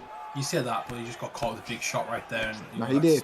That could be. What you've got to be careful of is what Dirty Dave, he rocks you with a big shot and then he takes you down immediately. You've got to be careful of kind of wanting to get one back. Nice work from Brady, though. Yeah. Brady trying to prove a point right now and taking Dirty Dave to the mat. He's in a good position inside saddle moves to the backside, and he doesn't get a posture up. Good job from Dirty Dave. And this is where the intrigue of the grapplers come in. You know, it's all about building that grappling advantage, Cyrus, and you're going to see a lot of that here, a lot of patience. Yeah, exactly right. My. Built up that GA, got the reversal, and now he's going to try and clamp down on this position. There's a lot of time to work, Jake. Yeah, it's a lot of time for Dirty Dave to work. And it's a round that he's winning because he stunned Volk too. So, the reversal, humble. It's nice, and I'm expecting Dirty Dave. The problem is, though, he took Dirty Dave down. You know, Brady took it down, he got reversed. That's a warning sign for me. You know, even though Brady reversed him back, you know, Dirty Dave's capable of that. Do you really want to fight him on the ground there? I think Brady's trying to prove a point right now that his grappling is better than Dirty Dave's, and it's going to be a battle, Cyrus, because you know how good Dirty Dave is on the floor. Yeah, Dirty Dave is absolutely sensational on the mat. Volkanovski doing a great job so far. Brady definitely holding his own in these positions, and I mean, obviously we were speaking up just because Dirty Dave has probably hit some of the higher peaks in terms of the competitive market, but Brady's been around for a long time, man. He's made a lot of adjustments to his game, and he's often been the guy absolutely smashing his opponent on the mat as well. But you can see that these guys very, very evenly matched, Jay, going back and forth in all sorts of positions right now. Yeah, but you know, problem I have with this is that no matter what happens, this is Dirty Dave's round because he stunned him and he didn't get stunned, Humble. That's true. The damage comes from there. If Brady could have landed some good ground and pound, it would have been maybe switching it about. But I'm surprised. Maybe the plan from Brady in this round was to kind of slow things down slightly and use that grappling, because the stamina looks like it's in his favour. He's not took too much damage on the floor. He might have lost this round, but it looks like it might be going to the third, and all it might be to play for Osiris in this very close contest. This could have been higher up on the card. 100% should have been higher up on the card, essentially, if we knew it was going to be the fight to make, but later placements put it first on the main card, baby. Yes, sir. I mean, look, a little treat for us all heading into this main card, brother. It's, honestly, love to see it, bro. I like to see the full mixed martial arts array on display, and it's exactly what we are getting to see in this fight. These guys very, very experienced in all departments, and as a result, they're testing each other in each of those departments there, J-Dime. They're not allowing, to get too comfortable in one spot, not allow their opponent to get too many reads, because they have so much to adjust to over the course of these, potential 15 minutes. Yeah, this is an absolute great match, but this round matters more than anything because I have it 1-1 right now, Humble. Yeah, 100%. Looks like we've had a bit of an issue right there. We're back in a second. There we go. End of the day, this could be what determines if Dirty Dave is fighting for a title, because he's on a 10-2 win streak, or 10-2 fight at the moment, and he needs to win this one. Brady could completely shut the lights out and stop that momentum from Dirty Dave. Who else is there in line to kind of stop him from fighting for a title now if he beats Brady? Exactly, man. I mean, he's knocking at that door for certain. Doing a good job of answering back. Almost ducks into that front kick, and that could have been absolutely disastrous. These guys not wasting any time swinging leather at this stage of the fight. Health. Dirty Dave head health is not the best right now, Humble. Brady's doing fine. I'm really impressed with Brady in this fight. Like, he's made it such a good fight, and I believe he's up on the damage, especially to the head. But now Dirty Dave's really starting to work the leg. He's paying for it though, as Brady puts the pressure on. He is paying. He catches it back. He overexerts himself, and Dirty Dave comes for. We're on the ground. This may be over, guys. Never mind. Nice work from right there. Veteran savvy from Brady Cyrus. He takes control of the fight and decides, I might not get this guy out of here, and you might get reversal, and get on top. And that's not what you want with Dirty Dave. Yeah, exactly right. Exactly right, brother. But, I mean, honestly, at this stage of the fight, I'm pretty speechless. I'm not going to lie to you. I've seen so much. My nerves have been kind of right at the end too many times, man. Edge of your seat sort of action in many of these spots. They are really, really testing each other. He is content to work out the body here, and you can't blame him there, Jay, after such a big moment on the feet. Now to follow it up with a little bit more solidarity and control, take away some of the time on the clock, and potentially get a big round in your favor. As Humble said, this third one, often the most impactful round in terms of the judges' scorecards. Yeah, this final minute and some change is going to get really crazy. So I'm going to just be quiet, Humble. Yeah, definitely. It's a couple of blocks apiece. Nice. Nice. What is going on tonight? This is crazy. Dirty Dave nearly gets put in the crucifix. But Brady so far is having his way in this round. Dirty Dave looks like he's the one currently kind of grasping for straws. And gets back to his feet with the get up. He used the power button there to get up as well. A power animation. I'm sure it's R1 to do that, or RB if you're on the Xbox side, and it gives you a quicker animation. Yeah, forces it, costs more stamina, but allows you to power through those positions. The head kick lands and he's shooting. Did he make the comeback? I mean, the judges are going to have a hard time now. Now they got to go balls to the walls, because I don't know who won in this fight. 2-2 for knockdowns. This is insane. What a fight this has been so far. These two guys, top of the division for a reason. You can see it right now. One more knockdown was sealed. Brady going crazy with. Oh my God! What a fight! What a fight! That should be a 5-round fight. Maybe we run that back. That's with more time, because Run that back. that could have been a draw in my opinion. And we don't get draws in the thingy. But if you're going to score the last round, it was 2 apiece on knockdowns. So I think it was 2 apiece on rocks. I want to see it. We got to see Like, it. This is. Volkanovski gets the final animation. Yeah, I know he's showing a lot of Volkanovski over the course of those rounds. I don't know, bro. Don't know. I think I'm not going to say my. Let me see Aldo's face. I got to see Aldo's face. It's all right. Oh, a bit of look in the shadows right there. Yeah. He got a little bit of Unanimous eyeshadow decision. Oh, they both do. Alexander, the great on. Volkanovski. That's a great That's performance. his stats. That was a great win Brady. A great performance. That was a back and forth fight, and Brady showed he's not no slouch. He shows that every week though, and this should catapult him maybe to another title shot soon. I can't believe he accepted the fight against Dave. First of all, he recognised that he could win that fight, but the balls on that man to fight the champion, and then the guy who's, let's be real, Cyrus, he's been on an absolute tear. I think Dirty Dave would have got a title shot no matter what. He's his campmate of Trixie. He didn't have to take this fight, so credit to him. But there's a story there that he never fought when they were campmates and know more about him, and he decided to take on Brady, who's just come off a loss and ends up coming up short slightly. But great job from Brady. Yeah, respect to Dirty Dave stepping up short notice, but my God, it's just a stand-up performance from Brady. Respect to the S&B boys, and Brady in particular, quite clearly doing the work required in the back, J-Dime getting the rounds in the lab, and ultimately the successes are speaking for themselves when they step up and they're able to knock off top-level opponents on a moment's notice, just like that. Man, Brady showed out today. Brady, let your nuts hang, because you showed out.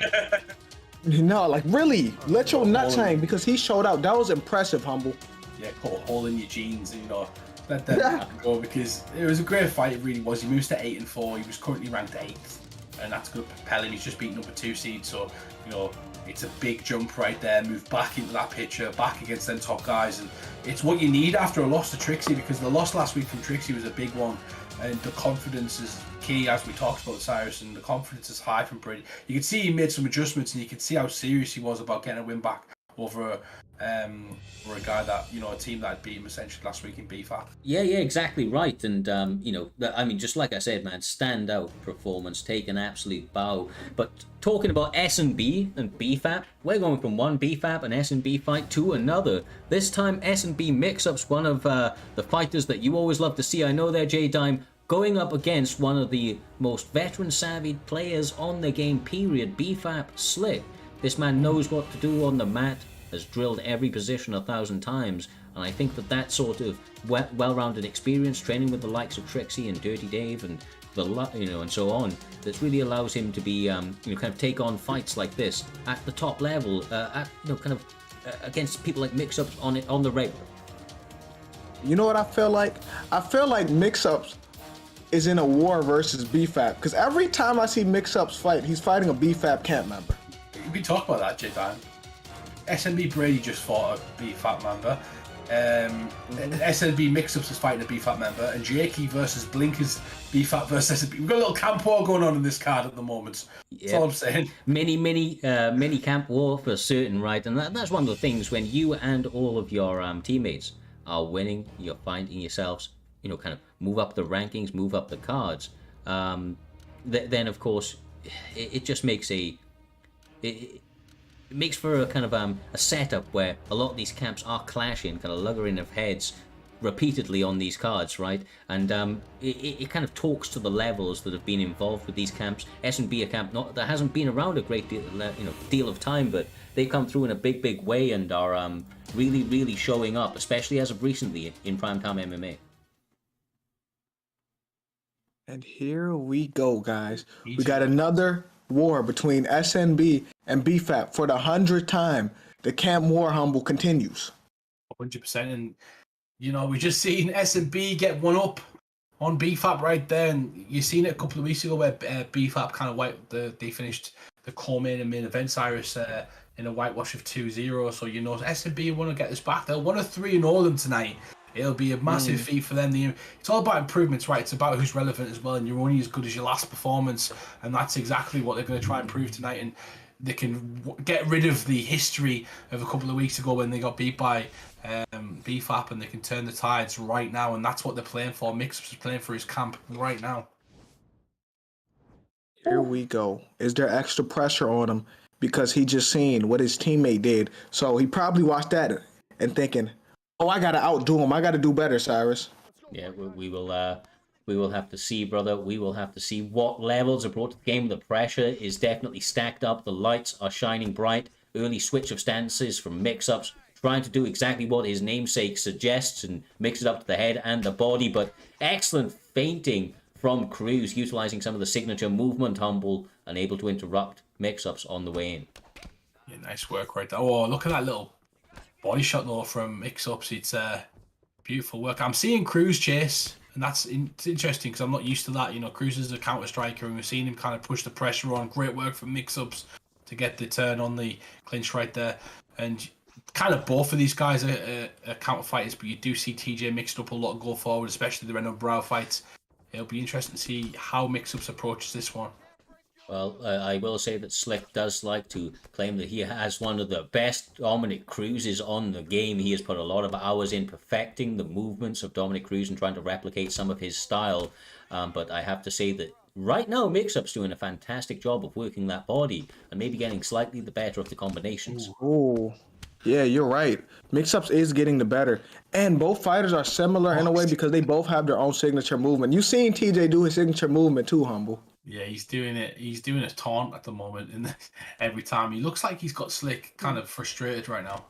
To be honest, Slick doesn't look like he's the happiest of people. You know, he gets a takedown right there, though. Maybe a bit of goading him into overexerting himself, and walks into the pocket and gets a nice trip and a takedown with the judo throw.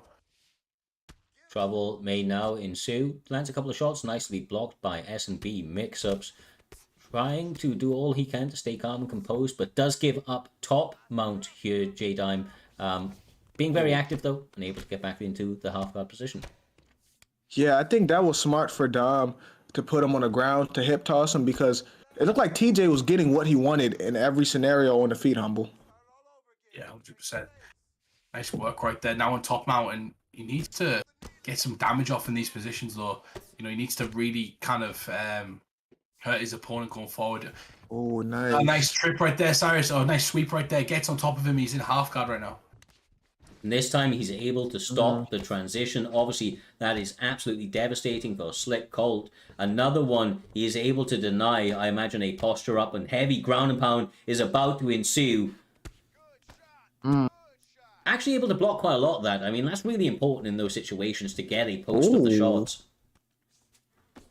Oh, big hammer fist right there. Double hammer fist coming on J-Dime. You wouldn't like them on your noggin. You know, when he took his back, I was scared he's going to back flat him and teabag him. I'm scarred for life after what happened earlier today. Yeah, that was. I'd have tried it, I won't lie. I'd have tried it. I'm going to try it. So, you know, that all accounts getting Yeah, I'm gonna play you later, and I'm gonna do that to you, Humble. I want to see if you can get out. Like, is it sort of? Yeah, I gotta see. We'll be working that later on. But anyway, it's been great so far. It's interesting that nobody has used any of the 4 new characters that have been put in the game as well. We have Paddy Pimblett, Molly McCann, Tom Aspinall, and Paul Craig all being added to the game. So, you know, a UK bunch of savages, and nobody's kind of utilised that yet. But, you know, not UFC doesn't add fighters straight away at top level. I understand that. Yeah, exactly. Nice to see, though. Really, really engaging in the clinch. Slick Colt doing a good job of making this dirty. Nice dirty boxing. Yeah, I think that's key to his, to him having success, right? But he has to be careful of S&B mix-ups, just being a little bit more efficient, and the way he attacks that body, of course, does pay dividends over the course of the full 15 or 25 minutes. Yeah, but I just love the way Dom and TJ move on this game. They have the highest footwork in that division. They're just sliding in and out the pocket. It almost looked like they're skating, Humble. It does. It's a very technical, close fight at the moment from both guys. I generally don't know who's actually winning. I've seen Slick kind of take him down and utilize. I think that. TJ's winning this. Right. I know there's a 30 striking difference right now. It's 32 to 62. Okay, that's interesting. He's got a good pace, good stamina as well, and he's decided to implement the grappling himself. He's took his opponent down and he's in side control. Gets back to a sprawl position, and you know these two are rolling all over the place at the moment, Cyrus. It's back and forth, and it's whoever can kind of implement their game plan over the others. Yeah, we will. Oh, brother.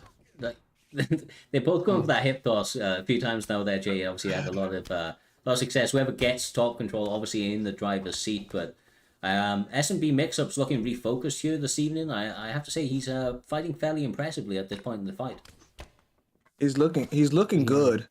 Looking real good right now. Nice work. Gets him down in that clinch. You know, it's nice to reverse that clinch and an uppercut on the exit. Ooh, we see DC knock out Miocic in that in real life. Beautiful work right there.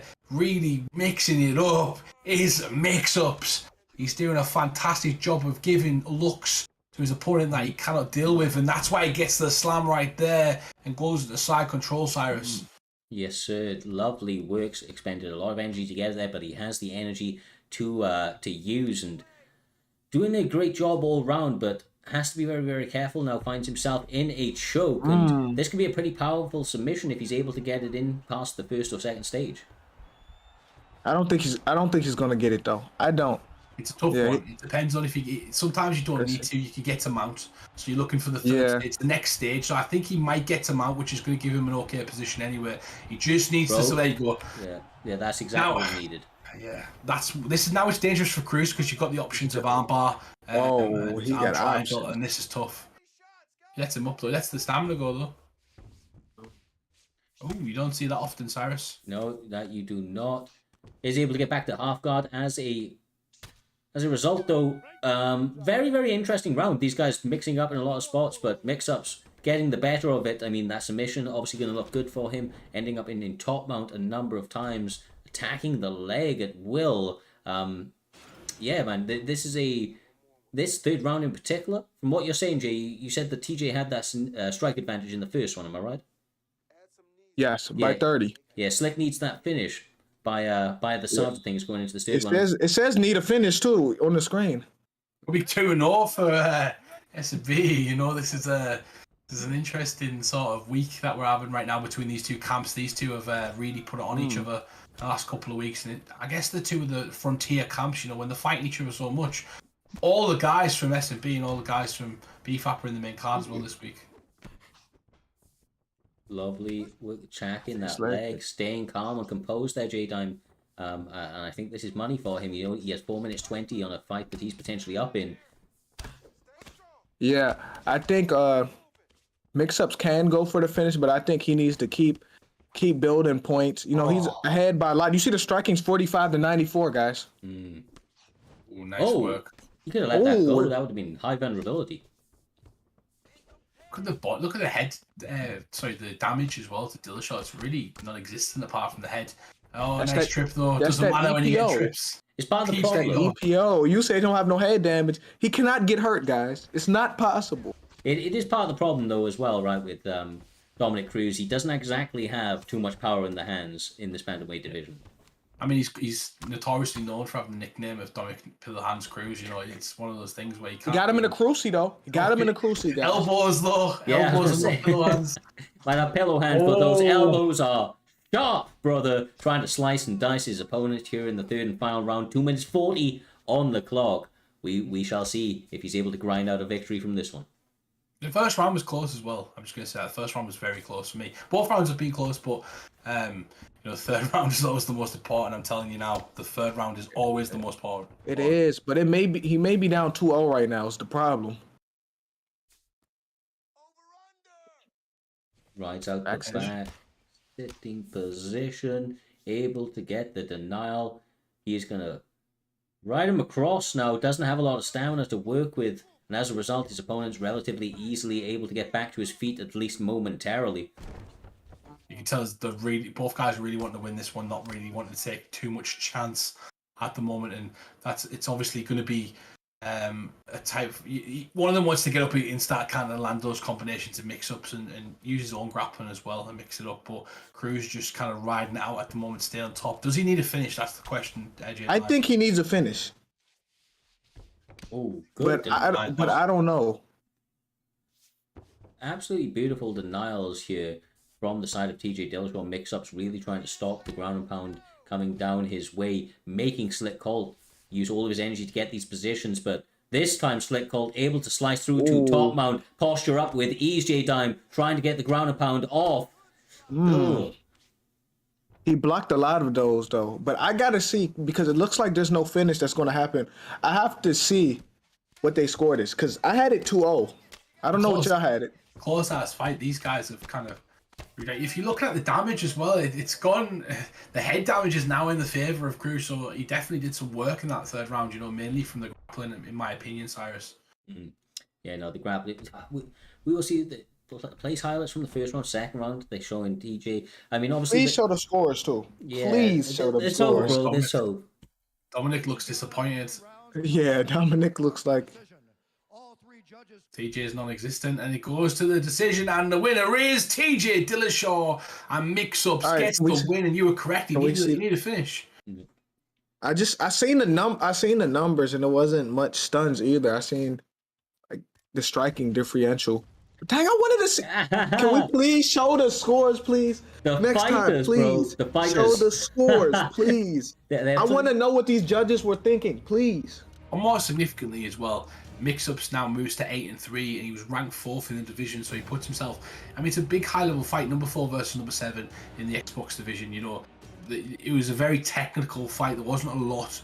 We're not used to not a lot happening in prime time, as we know. But you know, these guys, they were fighting for every single position. They were fighting for every single spot in the division. And 4 versus 7 moves to 8-3, and he's going to get a big shot next week, because obviously whoever he fights next week is going to be around about, and it's going to be a tough match for Mix-Ups. He's put himself in position to maybe fight for a title contention or something around that nature. You know, it's a good win for him today. Yes, sir. Honestly, you know, as a whole, these guys weren't able to get. But I think that comes down to in terms of the power, right? It's not the same when somebody like Dominic Cruz is landing, as you mentioned, right? He has a little bit of a pillow hand syndrome in terms of the way that he approaches, you know, fights in this game. So landed a few shots, but the damage maybe not necessarily there. But with all of that being said, my man, we are moving on to Jackson, of course, who is coming through on UFC 4 in Primetime MMA, doing very, very well. He is going up against one of your teammates, Big Balls Ned, the one and only. He's coming to bring all of the action once again, brother. He doesn't turn down fights. He steps up on short notice once again here this evening. We'll have to see if he can get the job done. Yeah, 100%. You know, there's a bit of a big issue in this one, but we'll see how it goes. Ned's one of those characters that... Ned's one of them characters that he just comes to fight every single time. He's your Joel Cerrone sort of character. He'll rock up with his cowbell and just swing. He doesn't really care who he's fighting. I mean, he's fought me 3 times in prime time, so, you know, beat me 3 times in prime time as well. So, you know, it doesn't really matter. And usually it's always short notice. And let's be honest, Cyrus, it's stable though. Is it stable? Yeah, no, it's in the bro. Yeah, but it's 308. No, listen to me. I play against someone that's in the 3s, but it's yellow. It's a stable. I don't know if that's about to be stable. It's the moving of numbers means that it is stable. It's red because it's in the, you know, kind of above the 310s. But quite honestly, guys, it's not going to jump. It's not going to jump. You're right. Let's go, guys. Quite genuinely, though, that is a very, very high ping, and that is something that will need to be addressed, I would imagine, in the near future, right? Some of these higher connections. It's a late replacement, you know. Oh yeah, sorry, this is a late. Yeah, you know, don't pull out fights if it won't happen, you know. So that's fair. That's fair. Ned's stepping up, and obviously, whatever happens, and like I was saying, your own game, and Echo once said to me, you fight people from all around the world. The ping's going to be different. You've got to prepare for everybody. Sometimes there's going to be a bit of lag, and you've got to deal with it and learn how to adapt to that, as well as adapt to what the style is. That's a good quote. I agree with that 100%, Humble. I mean, it looks okay. Yeah. It looks straight. But hey, shout out to the UFC though. Oh my gosh, never mind. Already. There it is. There go the overhand from hell. It somehow always hits. But this is the thing. I mean, look, Charlie Olives, this happens almost at the beginning of every one of his fights. He gets caught with a couple of big shots, and then that wakes him up. Well, can the same be said about Jackson here this evening? Still seems on shaky legs, but now answering back, has to be wary of the combinations and the flurries from Big Balls Ned. He is a dangerous, dangerous man when he's in the striking realm, especially. Yeah, definitely. And Jackson from Australia, obviously, so you always use the high pings. They're another side of the world, and then Ned UK, same as me. So, you know, it's going to be high, but it seems to be stable. They seem to be doing okay. Ooh. Ned lands those overhands at will, but Charles Oliveira has proved time and time again, J Diamond, you can rock him, you can hurt him, and he'll keep coming back. And finally, UFC did some freaking right and added that bleach blonde hair after 2 years. Hey, listen to me. The UFC, shout out to the UFC, for after 2 years, they added the tattoos and the hair. They added everything, and he got a new face model, new body model. With that being said, when Charles Oliveira gets dropped, he gets the +10 to his attributes. Oh. Quite clearly using those attributes right there, J-Time, rocking his opponent, setting him down momentarily. We are only 2 minutes into this, or 2 to 3 minutes into this very first round there, Humble, and already we've seen both guys hurt and dropped. Wait, you saying that he had to get plus 10 on his attributes if he gets knocked down? Yes, that's what I'm telling you. It's almost like you go into a fight, you get knocked down on purpose just to get that boost in attributes early on. So Ned knocking him down was a fluke, is what you're saying. And Charles Oliveira, I didn't say it was a fluke. I'm Humble. Have you seen him fight, Humble? Oh my God! Oh no, this is a different case now. My well, bad, Charles. I may have jinxed you. Oh, this is it. And big balls. Ned with the win. Getting the job done. Ned. Yeah, Ned gets the win right there. Teammate of mine, obviously, fantastic fight. He's one of the, I think he's had about 29 fights or something this season in this division. He fights every single week. If he's booked or not, Cyrus, doesn't matter. You know, he come up, he turns up, he's there.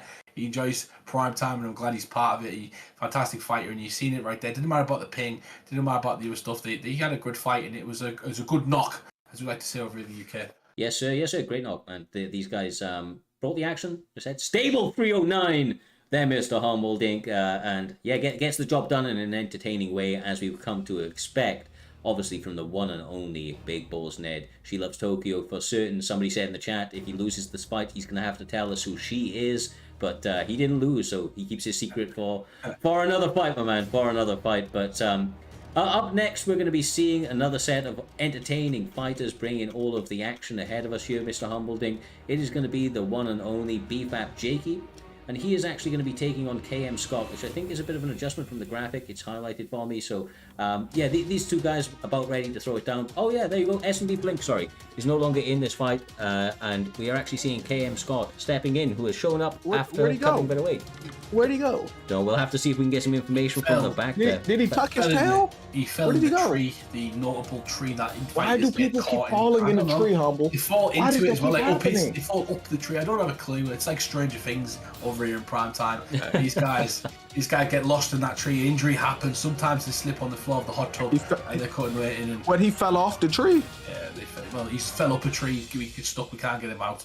And we'll try to get him out after the event. After the event, we'll try to get him out. Well, maybe we'll have to find out how KM Scott did it, because he is back and ready to go. He was not here a little bit earlier on for his fight, but has managed to answer the call here up against the dangerous BFAP Jakey. Without further ado, we are going to jump into this next fight of Primetime 62. Main card action once again on full display. Well, featherweight seems to be the division here, guys. KM Scott is hovering over Volkanovski, and of course, Jakey B going with Max Holloway, which is an interesting pick here, especially since he's somebody that likes to mix a lot of the grappling in with things, Humble. Going with somebody like Max Holloway, maybe training with the likes of course, the current champion Trixie, has allowed him to really sharpen some of those skills, and he's looking to showcase that potentially. Yeah, Max Holloway is the guy to do it with. You know that you can. These are top players, but you can be a bad player on this game with Max Holloway and win fights. It doesn't really matter. Tell me about it. Square triangle, square triangle, square triangle. You know, he's a fast-paced striker. The thing is, KM Scott's gone to Volkanovski, and I think Volkanovski has a bit more dexterity, especially the wrestling, the recovery, and the health stats are in his favour. But Max Holloway in this game is, as we know, broken. He's also 5-star over Volkanovski's 4.5, which doesn't quite make sense to me. But they're gonna fight tonight. We're gonna see it right now. So it's a bit of a showcase for tonight's fight. It's exciting. It's good, and we're gonna get to see who's gonna get the lead in this one as well, Cyrus.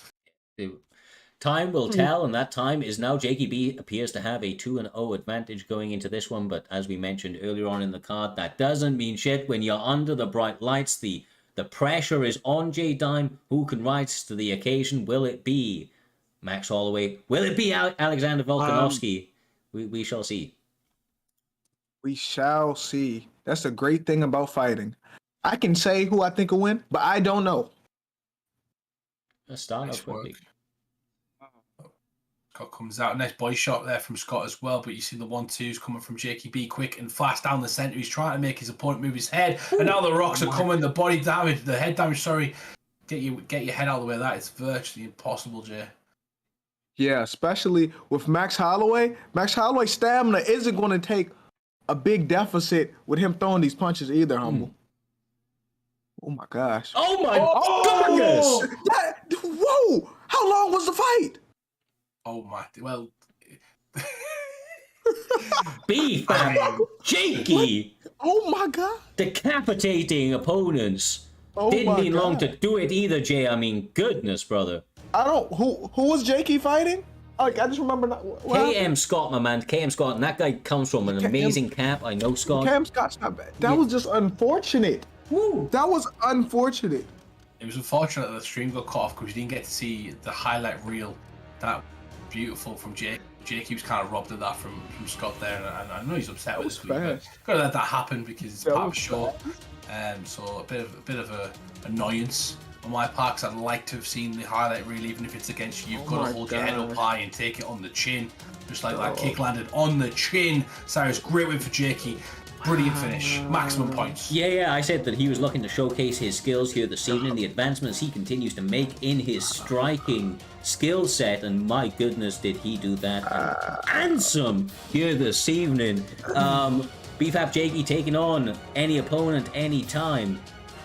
Getting the job done more often than not. Hand raise here this evening in a big way. Sets us up beautifully there, J-Dime, for the next fight of Primetime 62. It is B3 Blackout Hours.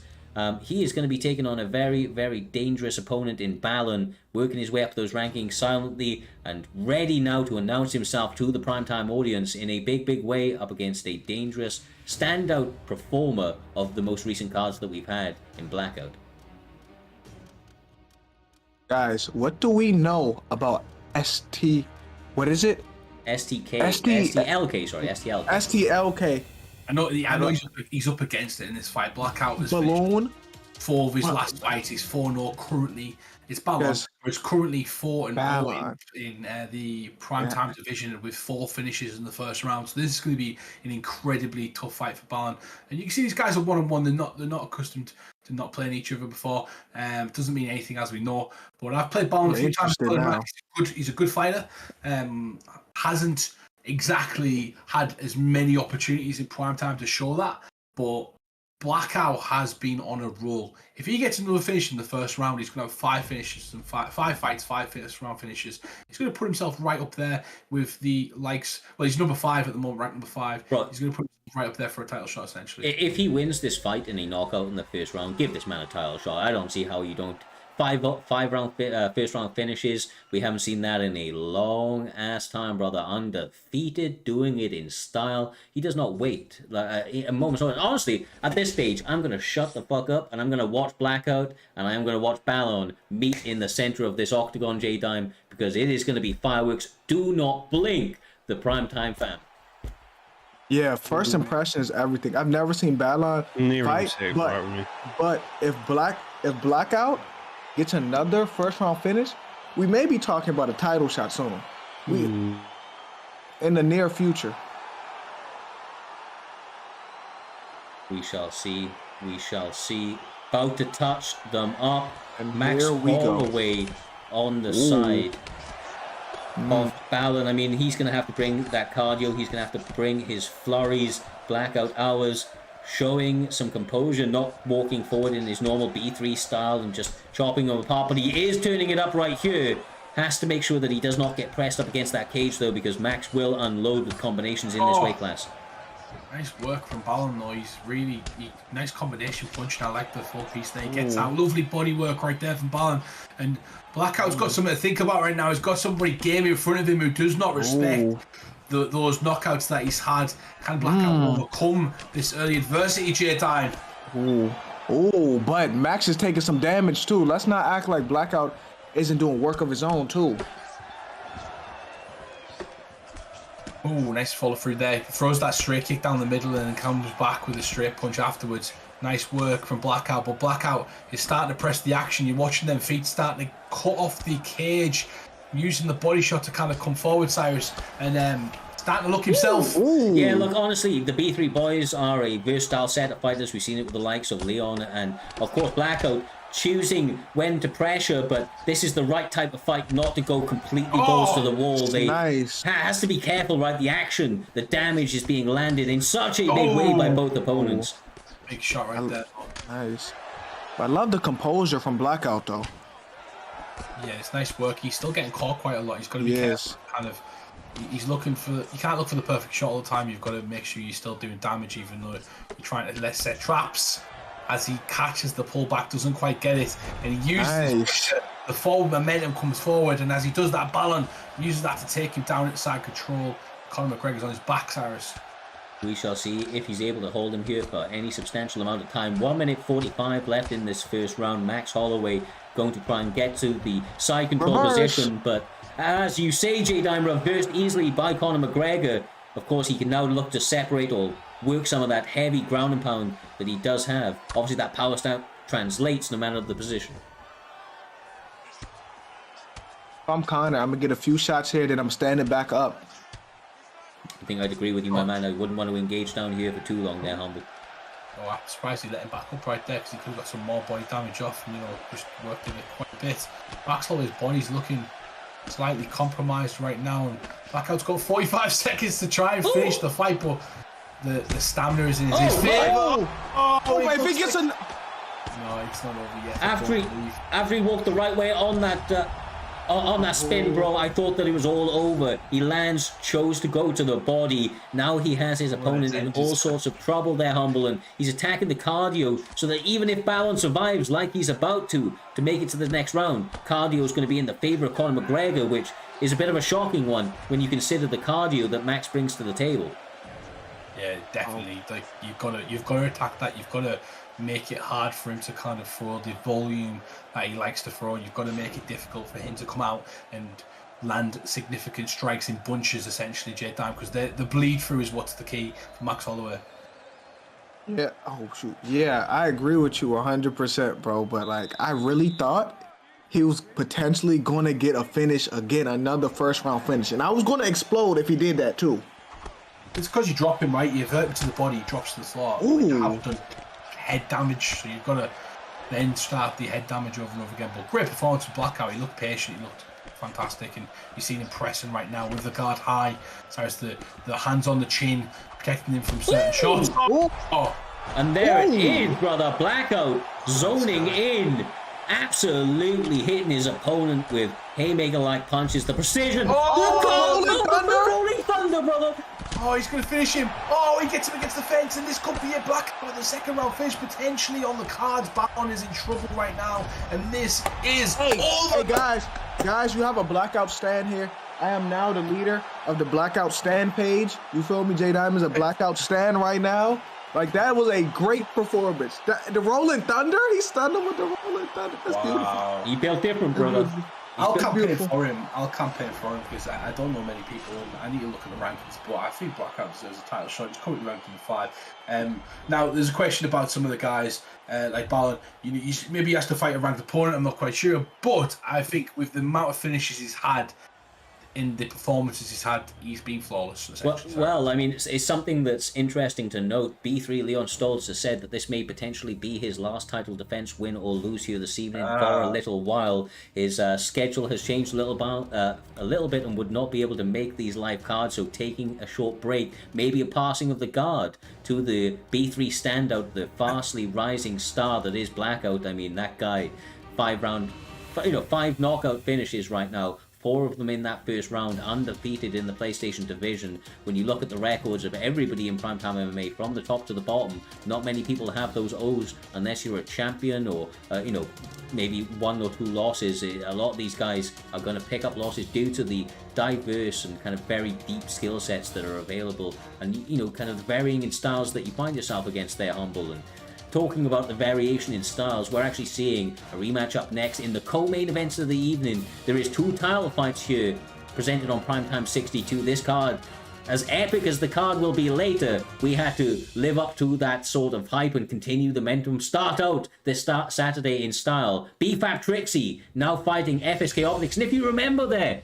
J-Time, Mr. Humbledink, Optics dropped him in the first fight and almost had him out of there.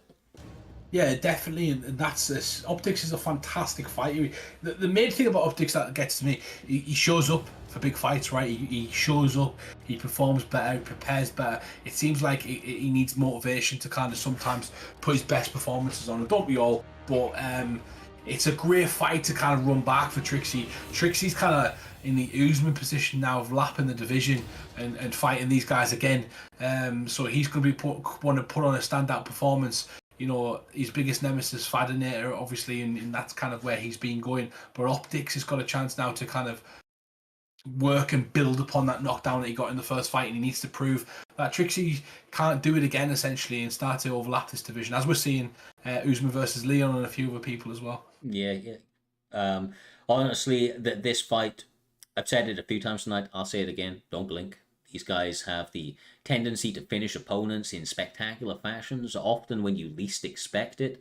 Starting out in the first round, Optics definitely is a front runner in many of his fights. He likes to pour on the pace, likes to put all of the action to his opponents and see where they crumble, what holes he can find in their game, J-Dime. But of course, Swift Trixie is the master of making adjustments. Much like Vasil Lomachenko, he reads his opponents, downloads that information, and he cuts those angles in aggressive ways, my man.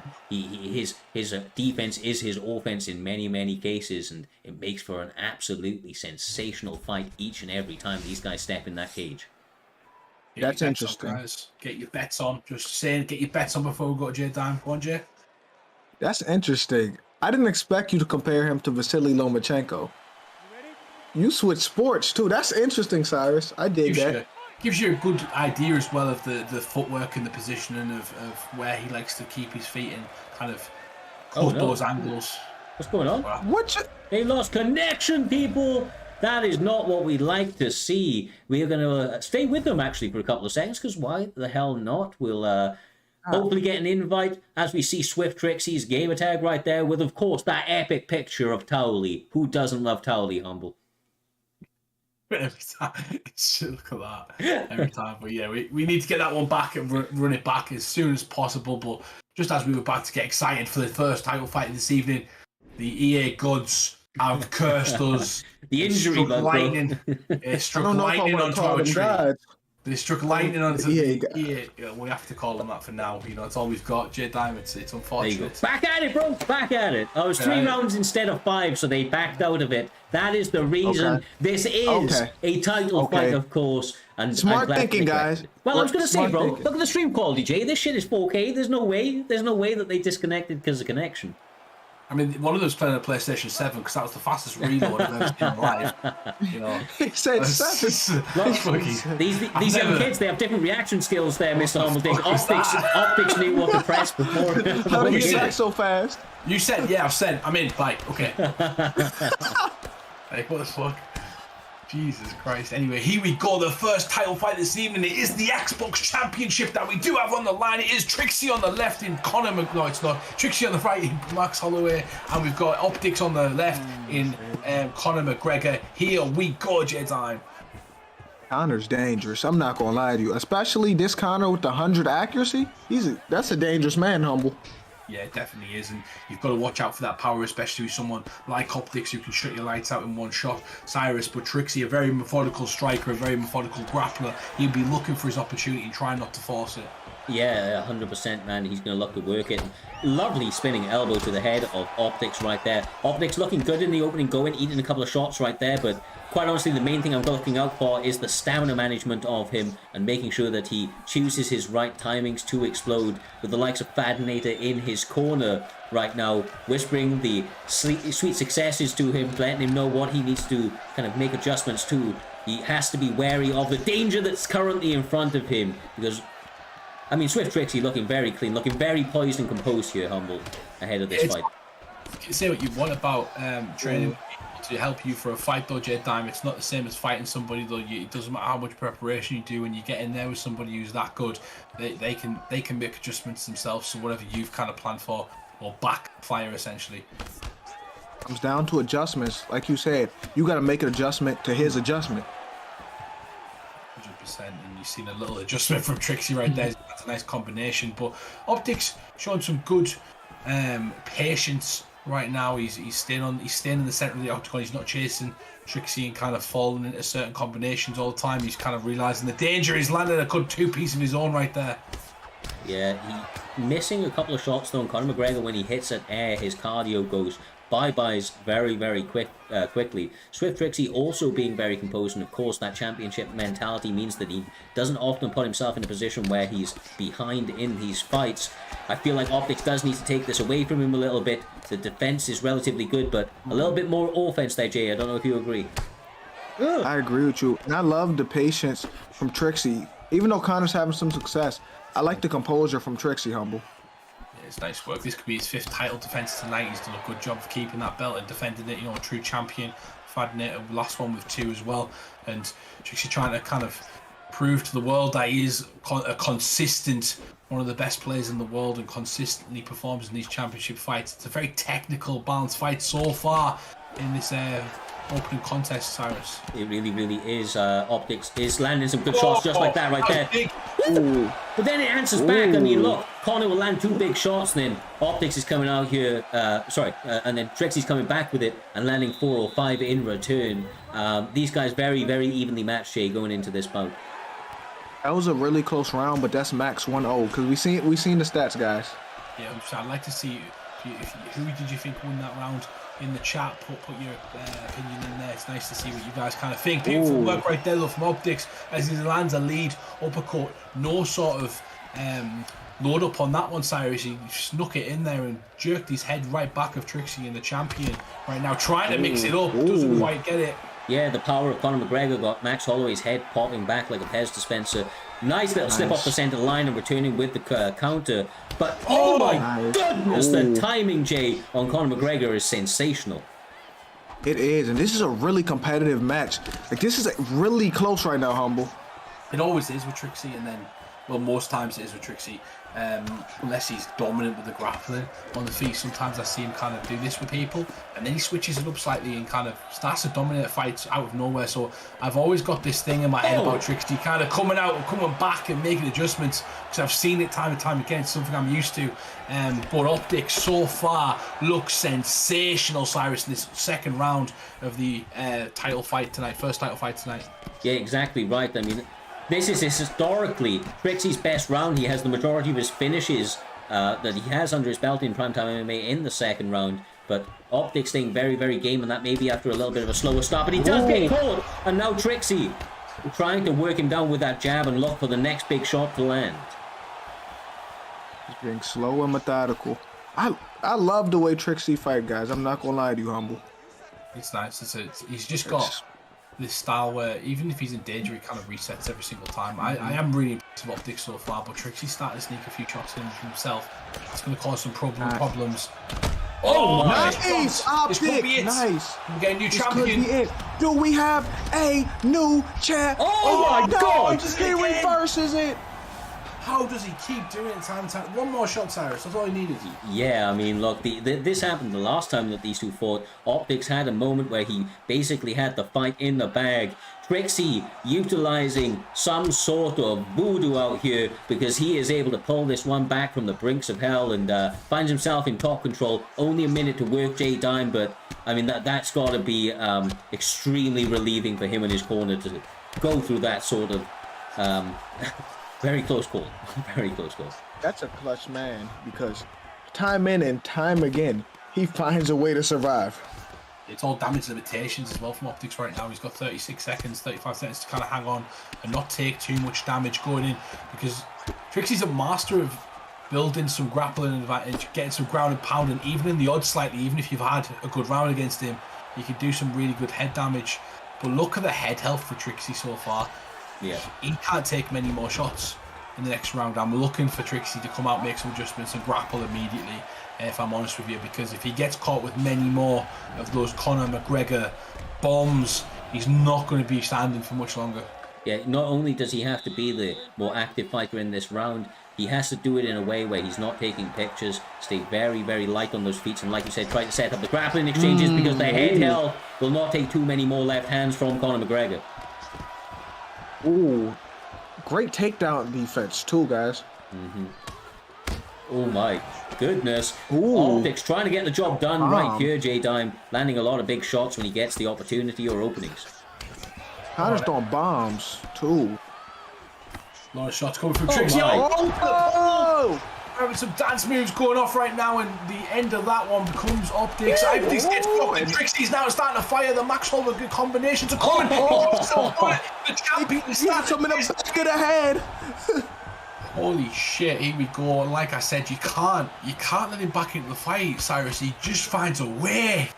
Yes, exactly right, my man. The adjustments that he can make are absolutely crazy, but he's still getting wrong, and that left hand is still ever present. The power, the accuracy of optics with Conor McGregor. The champ is going after him. Finish. No way. How is he doing this? He's got superpowers, that man, I'm telling you. Oh, with the reversal too. Nice, he did it. Nice. Back on. What, sorry? I was just going to say, back on the mat, back in Trixie's kind of domain when he wants to, but they're jockeying between positions very, very actively. They're Humble. Surprising to see them get so many free transitions. Yeah, he's going to get back to his feet. And Optics has to be careful. Optics has to start to worry now as well about his head health, because before he could get away with this and kind of get away with getting hit with a couple of shots, now he can't. As you we're said seeing it right now. We're seeing it right now. The confidence is starting to swing in the champion's favour. Trixie starting on the combinations, and I say that he fights back to Optics. Connor. Oh my goodness. Connor's emptying the gas tank out on him. Connor's trying to kill him. This is a great fight. Trixie's the greatest champion of all time, not just because of the wins he's had, because of the fights he's had. The fights he's had are phenomenal every single time. Oh my god, bro. Oh my god. Uppercut to the glitch. He's in a pretty precarious position. He utilizes some good footwork to get back to the center of the cage, reset the action. Has Conor McGregor fainting at air, but lands the straight and sets him down. We have a new champ. Optic dethrones Trixie. We have a new champ. That's a great fight. We have a new champ, guys. The notorious Conor McGregor. With being from within 6 months, there, Mr. Humble Dink, from being not within the promotion due to a whole host of outside activities, to reforming his fight style, his overall approach to this game and community. He's come back over the last 6 months, made one hell of a run, and is now the champion of Primetime's Xbox division. All respect to that champion, that young rising star in Optics. Great job for him, feather in the cap, of course. Amazing accomplishment, and he gets FSK another champion. What a champion Trixie's as well to beat. Like, if you're Optics, you've done it. Oh, you see that? Yeah, You had a point earlier when you said about him rocking him in the first fight, or doing some damage in the first fight in the first round, and I said he could extend upon that. You know, you've got to take confidence from every little aspect of doing something against somebody that's so dominant. And I was starting to think, who's left for Trixie? Are we just going to recycle a lot of different fighters to? You mean who's next? Yeah, exactly. Who is next? All of a sudden, Optics comes out of nowhere, and he just absolutely. You know, he does a fantastic performance. And now it's who's next for Optics, because there's so many guys. You know, Brady's just won his fight. Dirty Day was supposed to be fighting for a title, and he just got beaten. That division is wide open at the moment, and it's just a great job. Well done to Optics, and he deserves to become the champion today. He did a great job, and he looked like the more dominant fighter in that fight over the entire fight as well, Cyrus. Yeah, he was ahead in terms of the judges' scorecards. Of course, there was a number of rounds left, and Trixie historically gets better as the fight goes on, but he wasn't able to get to that point here this evening because the damage was too much. The young prodigy in Optics has got the job done. He's got his hand raised, Jay Diamond. Obviously, a lot of great fights potentially in this young man's future. I'm sure that, of course, the one and only, the pound-for-pound GOAT in BFAP Trixie is going to go back to the drawing board, try to make some adjustments, come back as we have seen him do in the past. But until that day, it has now set us up beautifully for the main event of this freaking evening. Mr. Humbledink, B3 Leon Stolz, right. Going into the featherweight division, this fight has all the hallmarks of another sensational, historic fight on the PlayStation division. Yeah, definitely. We've got a retirement fight as well. Let's be real. It's essentially Leon Stolz's last fight as a champion, as a player. It's the farewell tour. Yeah, for a long period of time, we don't know in this division definitely, but you know, these guys are fighting with their 2 seconds. They're not fighting. They've left. But Leon Stolz is essentially to get something hanging to the eat gloves first. up for a while. You know, he's hanging the gloves up for a while, if not, you know, if we don't know which shift patterns are going to change. I know what that's like. You know, you Yep. get into those routines and you can't fight. So this might be his last ever run in an esports competition, essentially. And he's going to be fighting Ripe, and Ripe is ripe and ready, essentially 6-1 in the PlayStation division, coming for the man that is Leon Stoltz. Leon Stoltz 8-2, being a dominant champion so far, fantastic champion, and representing his boys in B3. He's got Blackout and a lot of other guys shouting for him right now in the chat to go and win this one. And I've played this man myself quite a bit as well. He's a fantastic player, great adjustments, great play style, but over the last 4 months, maybe 3 months, he has really improved his performance, and I believe that's down to joining B3. You know, you've got to join a team, you've got to get better, Cyrus, and we see it time and time again how much improvement and knowledge you can pick up from doing that. Yeah, exactly right. And, you know, obviously, like you see with Blackout earlier, those B3 boys are on top right now. They have been making waves and doing fantastic work. Hopefully, we will get these guys scheduled against each other at the moment. From what I'm hearing in the back, there is some technical issues on the internet side of the champion at the moment, and he is trying to get that corrected. Would be a shame if we don't get to see him do his final farewell. Whether or not he goes out on top, we will hopefully find out very, very shortly. But of course, guys, this is the one of the fights, of course, between the co-main and the main event, the two title fights that we had this evening, on why we are all here. So we do not want to cancel this fight off, of course. This isn't early down in the card. We are going to take a very, very brief intermission to try and set these guys up, see if we can get any of these issues corrected in the back. We will be back with you within about the next 1 to 2 minutes, so grab yourself some refreshments, take that little toilet break for the moment, get yourself primed and ready to get back into Primetime MMA 62 for the main event of this evening between Leon Stoltz and Ripe. Cannot wait for it there. Between myself, Humble, and Jay, we'll be back momentarily.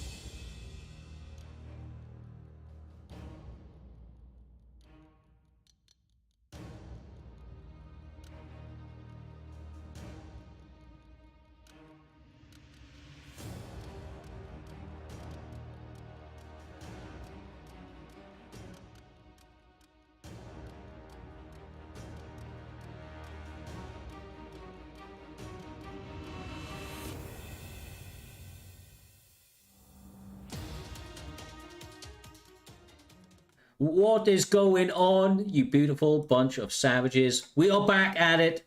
Sorry about the camera issues. We were getting it all fixed in the background. Thankfully, the champion is now ready and raring to go. Those technical issues that he was experiencing seem to be resolved, and he is ready to take on Ripe MMA. The knocking at the door challenger there, Mr. Humbledink. Somebody that's looking to take this final hurrah from Leon Stoltz for the moment away from him, trying to dethrone the B3 boys. And this is the opportunity to do so. There's a lot of pressure when this is potentially your last fight for a long time. You know, those extra nerves that's going to add. Yeah, definitely. And I'm going to be honest with you as well. I've been in fights where they start lagging out, they start doing stuff, your internet starts going, it causes a lot of stress. That sort of issues that you're going to have there, it takes you off your game plan. You need to be in a flow state, as you know the team would suggest sometimes. The flow state of mind, you need to be in an area that you're comfortable and ready to strike. And Leon might be thinking about his internet rather than his opponent right now. And Right might be thinking the same thing, J-Dime. It can affect the fighter mentally. Yeah, I agree with you 100%. I got to see what is Leon's mental state right now after he had to go through all that BS just now. He had to go through all this adversity before the fight even starts. So I got to see how he reacts to this, Cyrus. Yeah, he stubbed his big toe.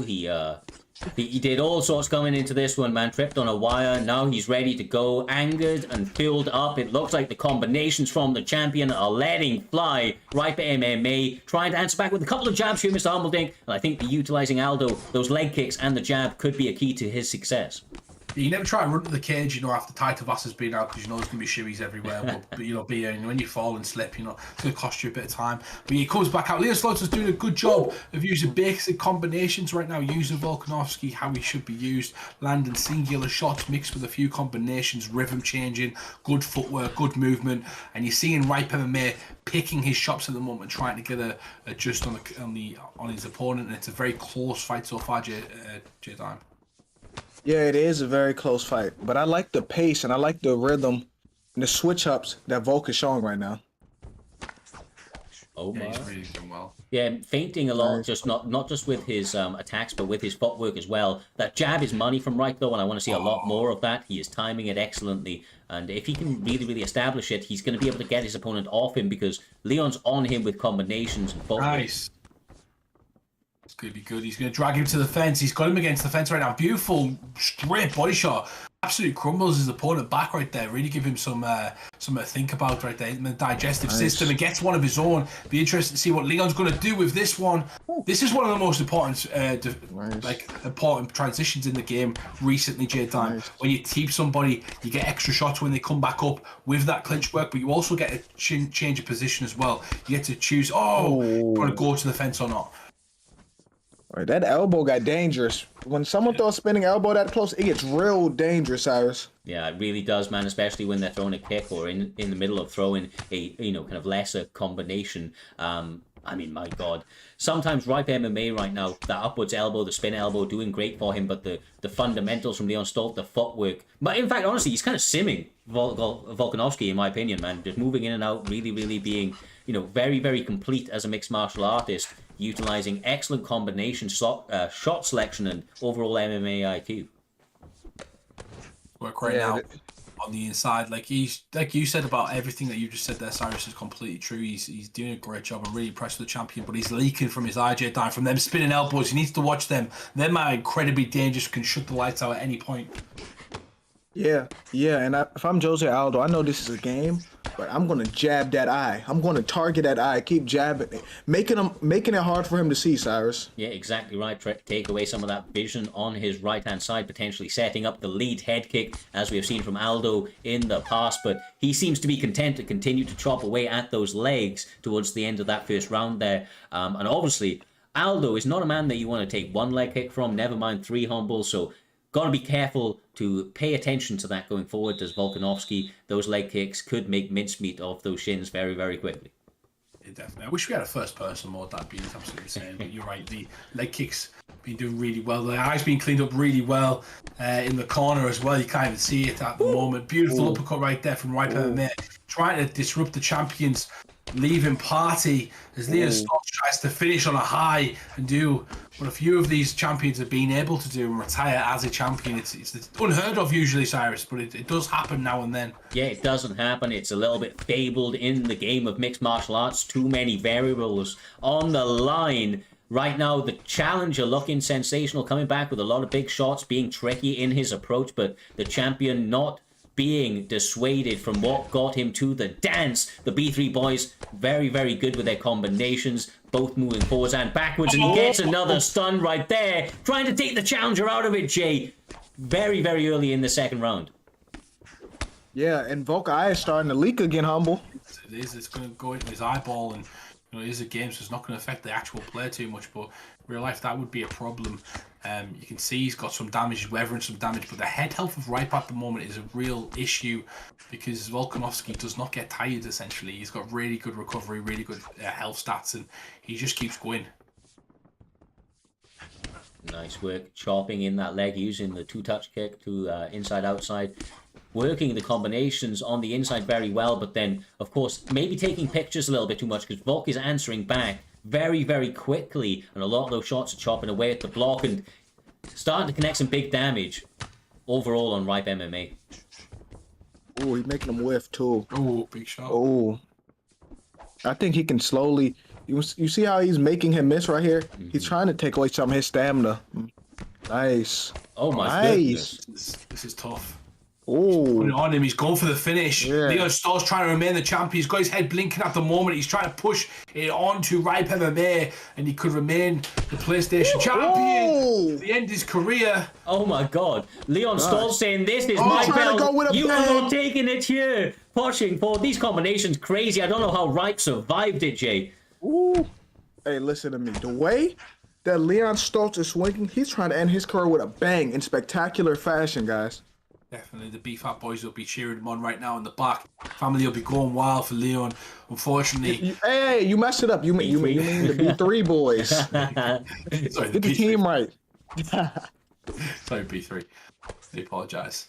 That's very similar. But yeah, the Ripe MMA holding on for dear life at the moment, but he needs some success. He needs to get some respect, Cyrus. He needs to do something, change the course of this fight, because it's a one-way beatdown at the moment, and Leon Stoltz is landing that, is holding the hammer, essentially. But there it is, though. Those little flurries and combinations, the elbows when he's got them in have been very, very good. But like you say, the overall body of the work from the current reigning champion, J Dime, getting him ahead potentially in this fight so far. There's a lot of time left to work. And shots like that, brother, shots like that, they just put money in the bank for you. The champion looks good right now. I can't lie. The champion is not trying to go out with a loss right now. I mean, you don't want to as well, do you, Cyrus? You want to remain on top on the way out. You know, it's your reputation. When you come back, you want people to be talking about your return. So this Stoltz essentially, he's fighting for his future self right now, Cyrus. Yeah, man, he's fighting. Oh my God! Ooh. And that hits the elbow. He is not just fighting for himself. He is fighting for his legacy, for his team, for the overall body of work that he has put. He does not want to slip on the final little banana peel in this fight. He has a tough opponent against him, though, man. Ripe is game. He is trying to be, as much of a gamer as he can, working his opponent, chopping away at his legs, chopping away at his head health. But has to be careful, brother. Has to be careful. Can't be giving away some big missed shots, in between some of these flurries. Right now, beautiful patience from Volkanovski. You see the body damage there, G. I'm sure you're about to talk about it, but he makes his opponent win. Oh, he about to end this. Oh my God! I think it's over. I think he's about to go out on top. That's what it looks like. Ooh. Oh my! Ripe survives, Jay. How does he do it? How these guys do it, man? I don't know. Man, they got heart. They do not want to lose. They refuse to lose. They refuse to just get put out. Raising the heart of these guys that can make themselves get themselves to a title picture. They get there and they're very difficult to finish. He can still end the fight with one shot. Ripe, he's a dangerous opponent, but Leon Stoltz has been flawless so far in this fight, Cyrus. Sorry. Yeah, no, definitely, brother, definitely. He's got him now in a very bad position, but somehow the reversal was available. The stamina was not good for Leon. Now finds himself on bottom with 2 minutes to work, of course. Jose Aldo, Brazilian Jiu-Jitsu black belt, has ground and pound elbows, hammer fists, and all-round nastiness that he can rain down on top of you. But of course, those submissions in his back pocket, Jay, something to pay attention to, as there's a lot of time left to work from this dangerous position. Yeah, and being stuck inside control can potentially get dangerous, especially on UFC 4, Humble. Yeah, it can. And you can, if you get a few denials on that position, you get some good elbows to that one, and also you can go for the crucifix and other stuff for you build grappling advantage. You got the most options from side control. That's why it's so dangerous. Good job right there. They had Lincoln slightly. Volkanovski whiffs a huge kick. It looks like right now Miz starting to crumble as Leon Stoll scores for the finish in the third round. Yeah, potentially a bit of frustration, right? He had a lot of damage coming his way. He's like, how is he still in front of me after I've landed some of these big shots, some of my money shots with the spinning elbow? The champ has ate it, walked forward, and now he went out on victory. top. He put him out. Woo!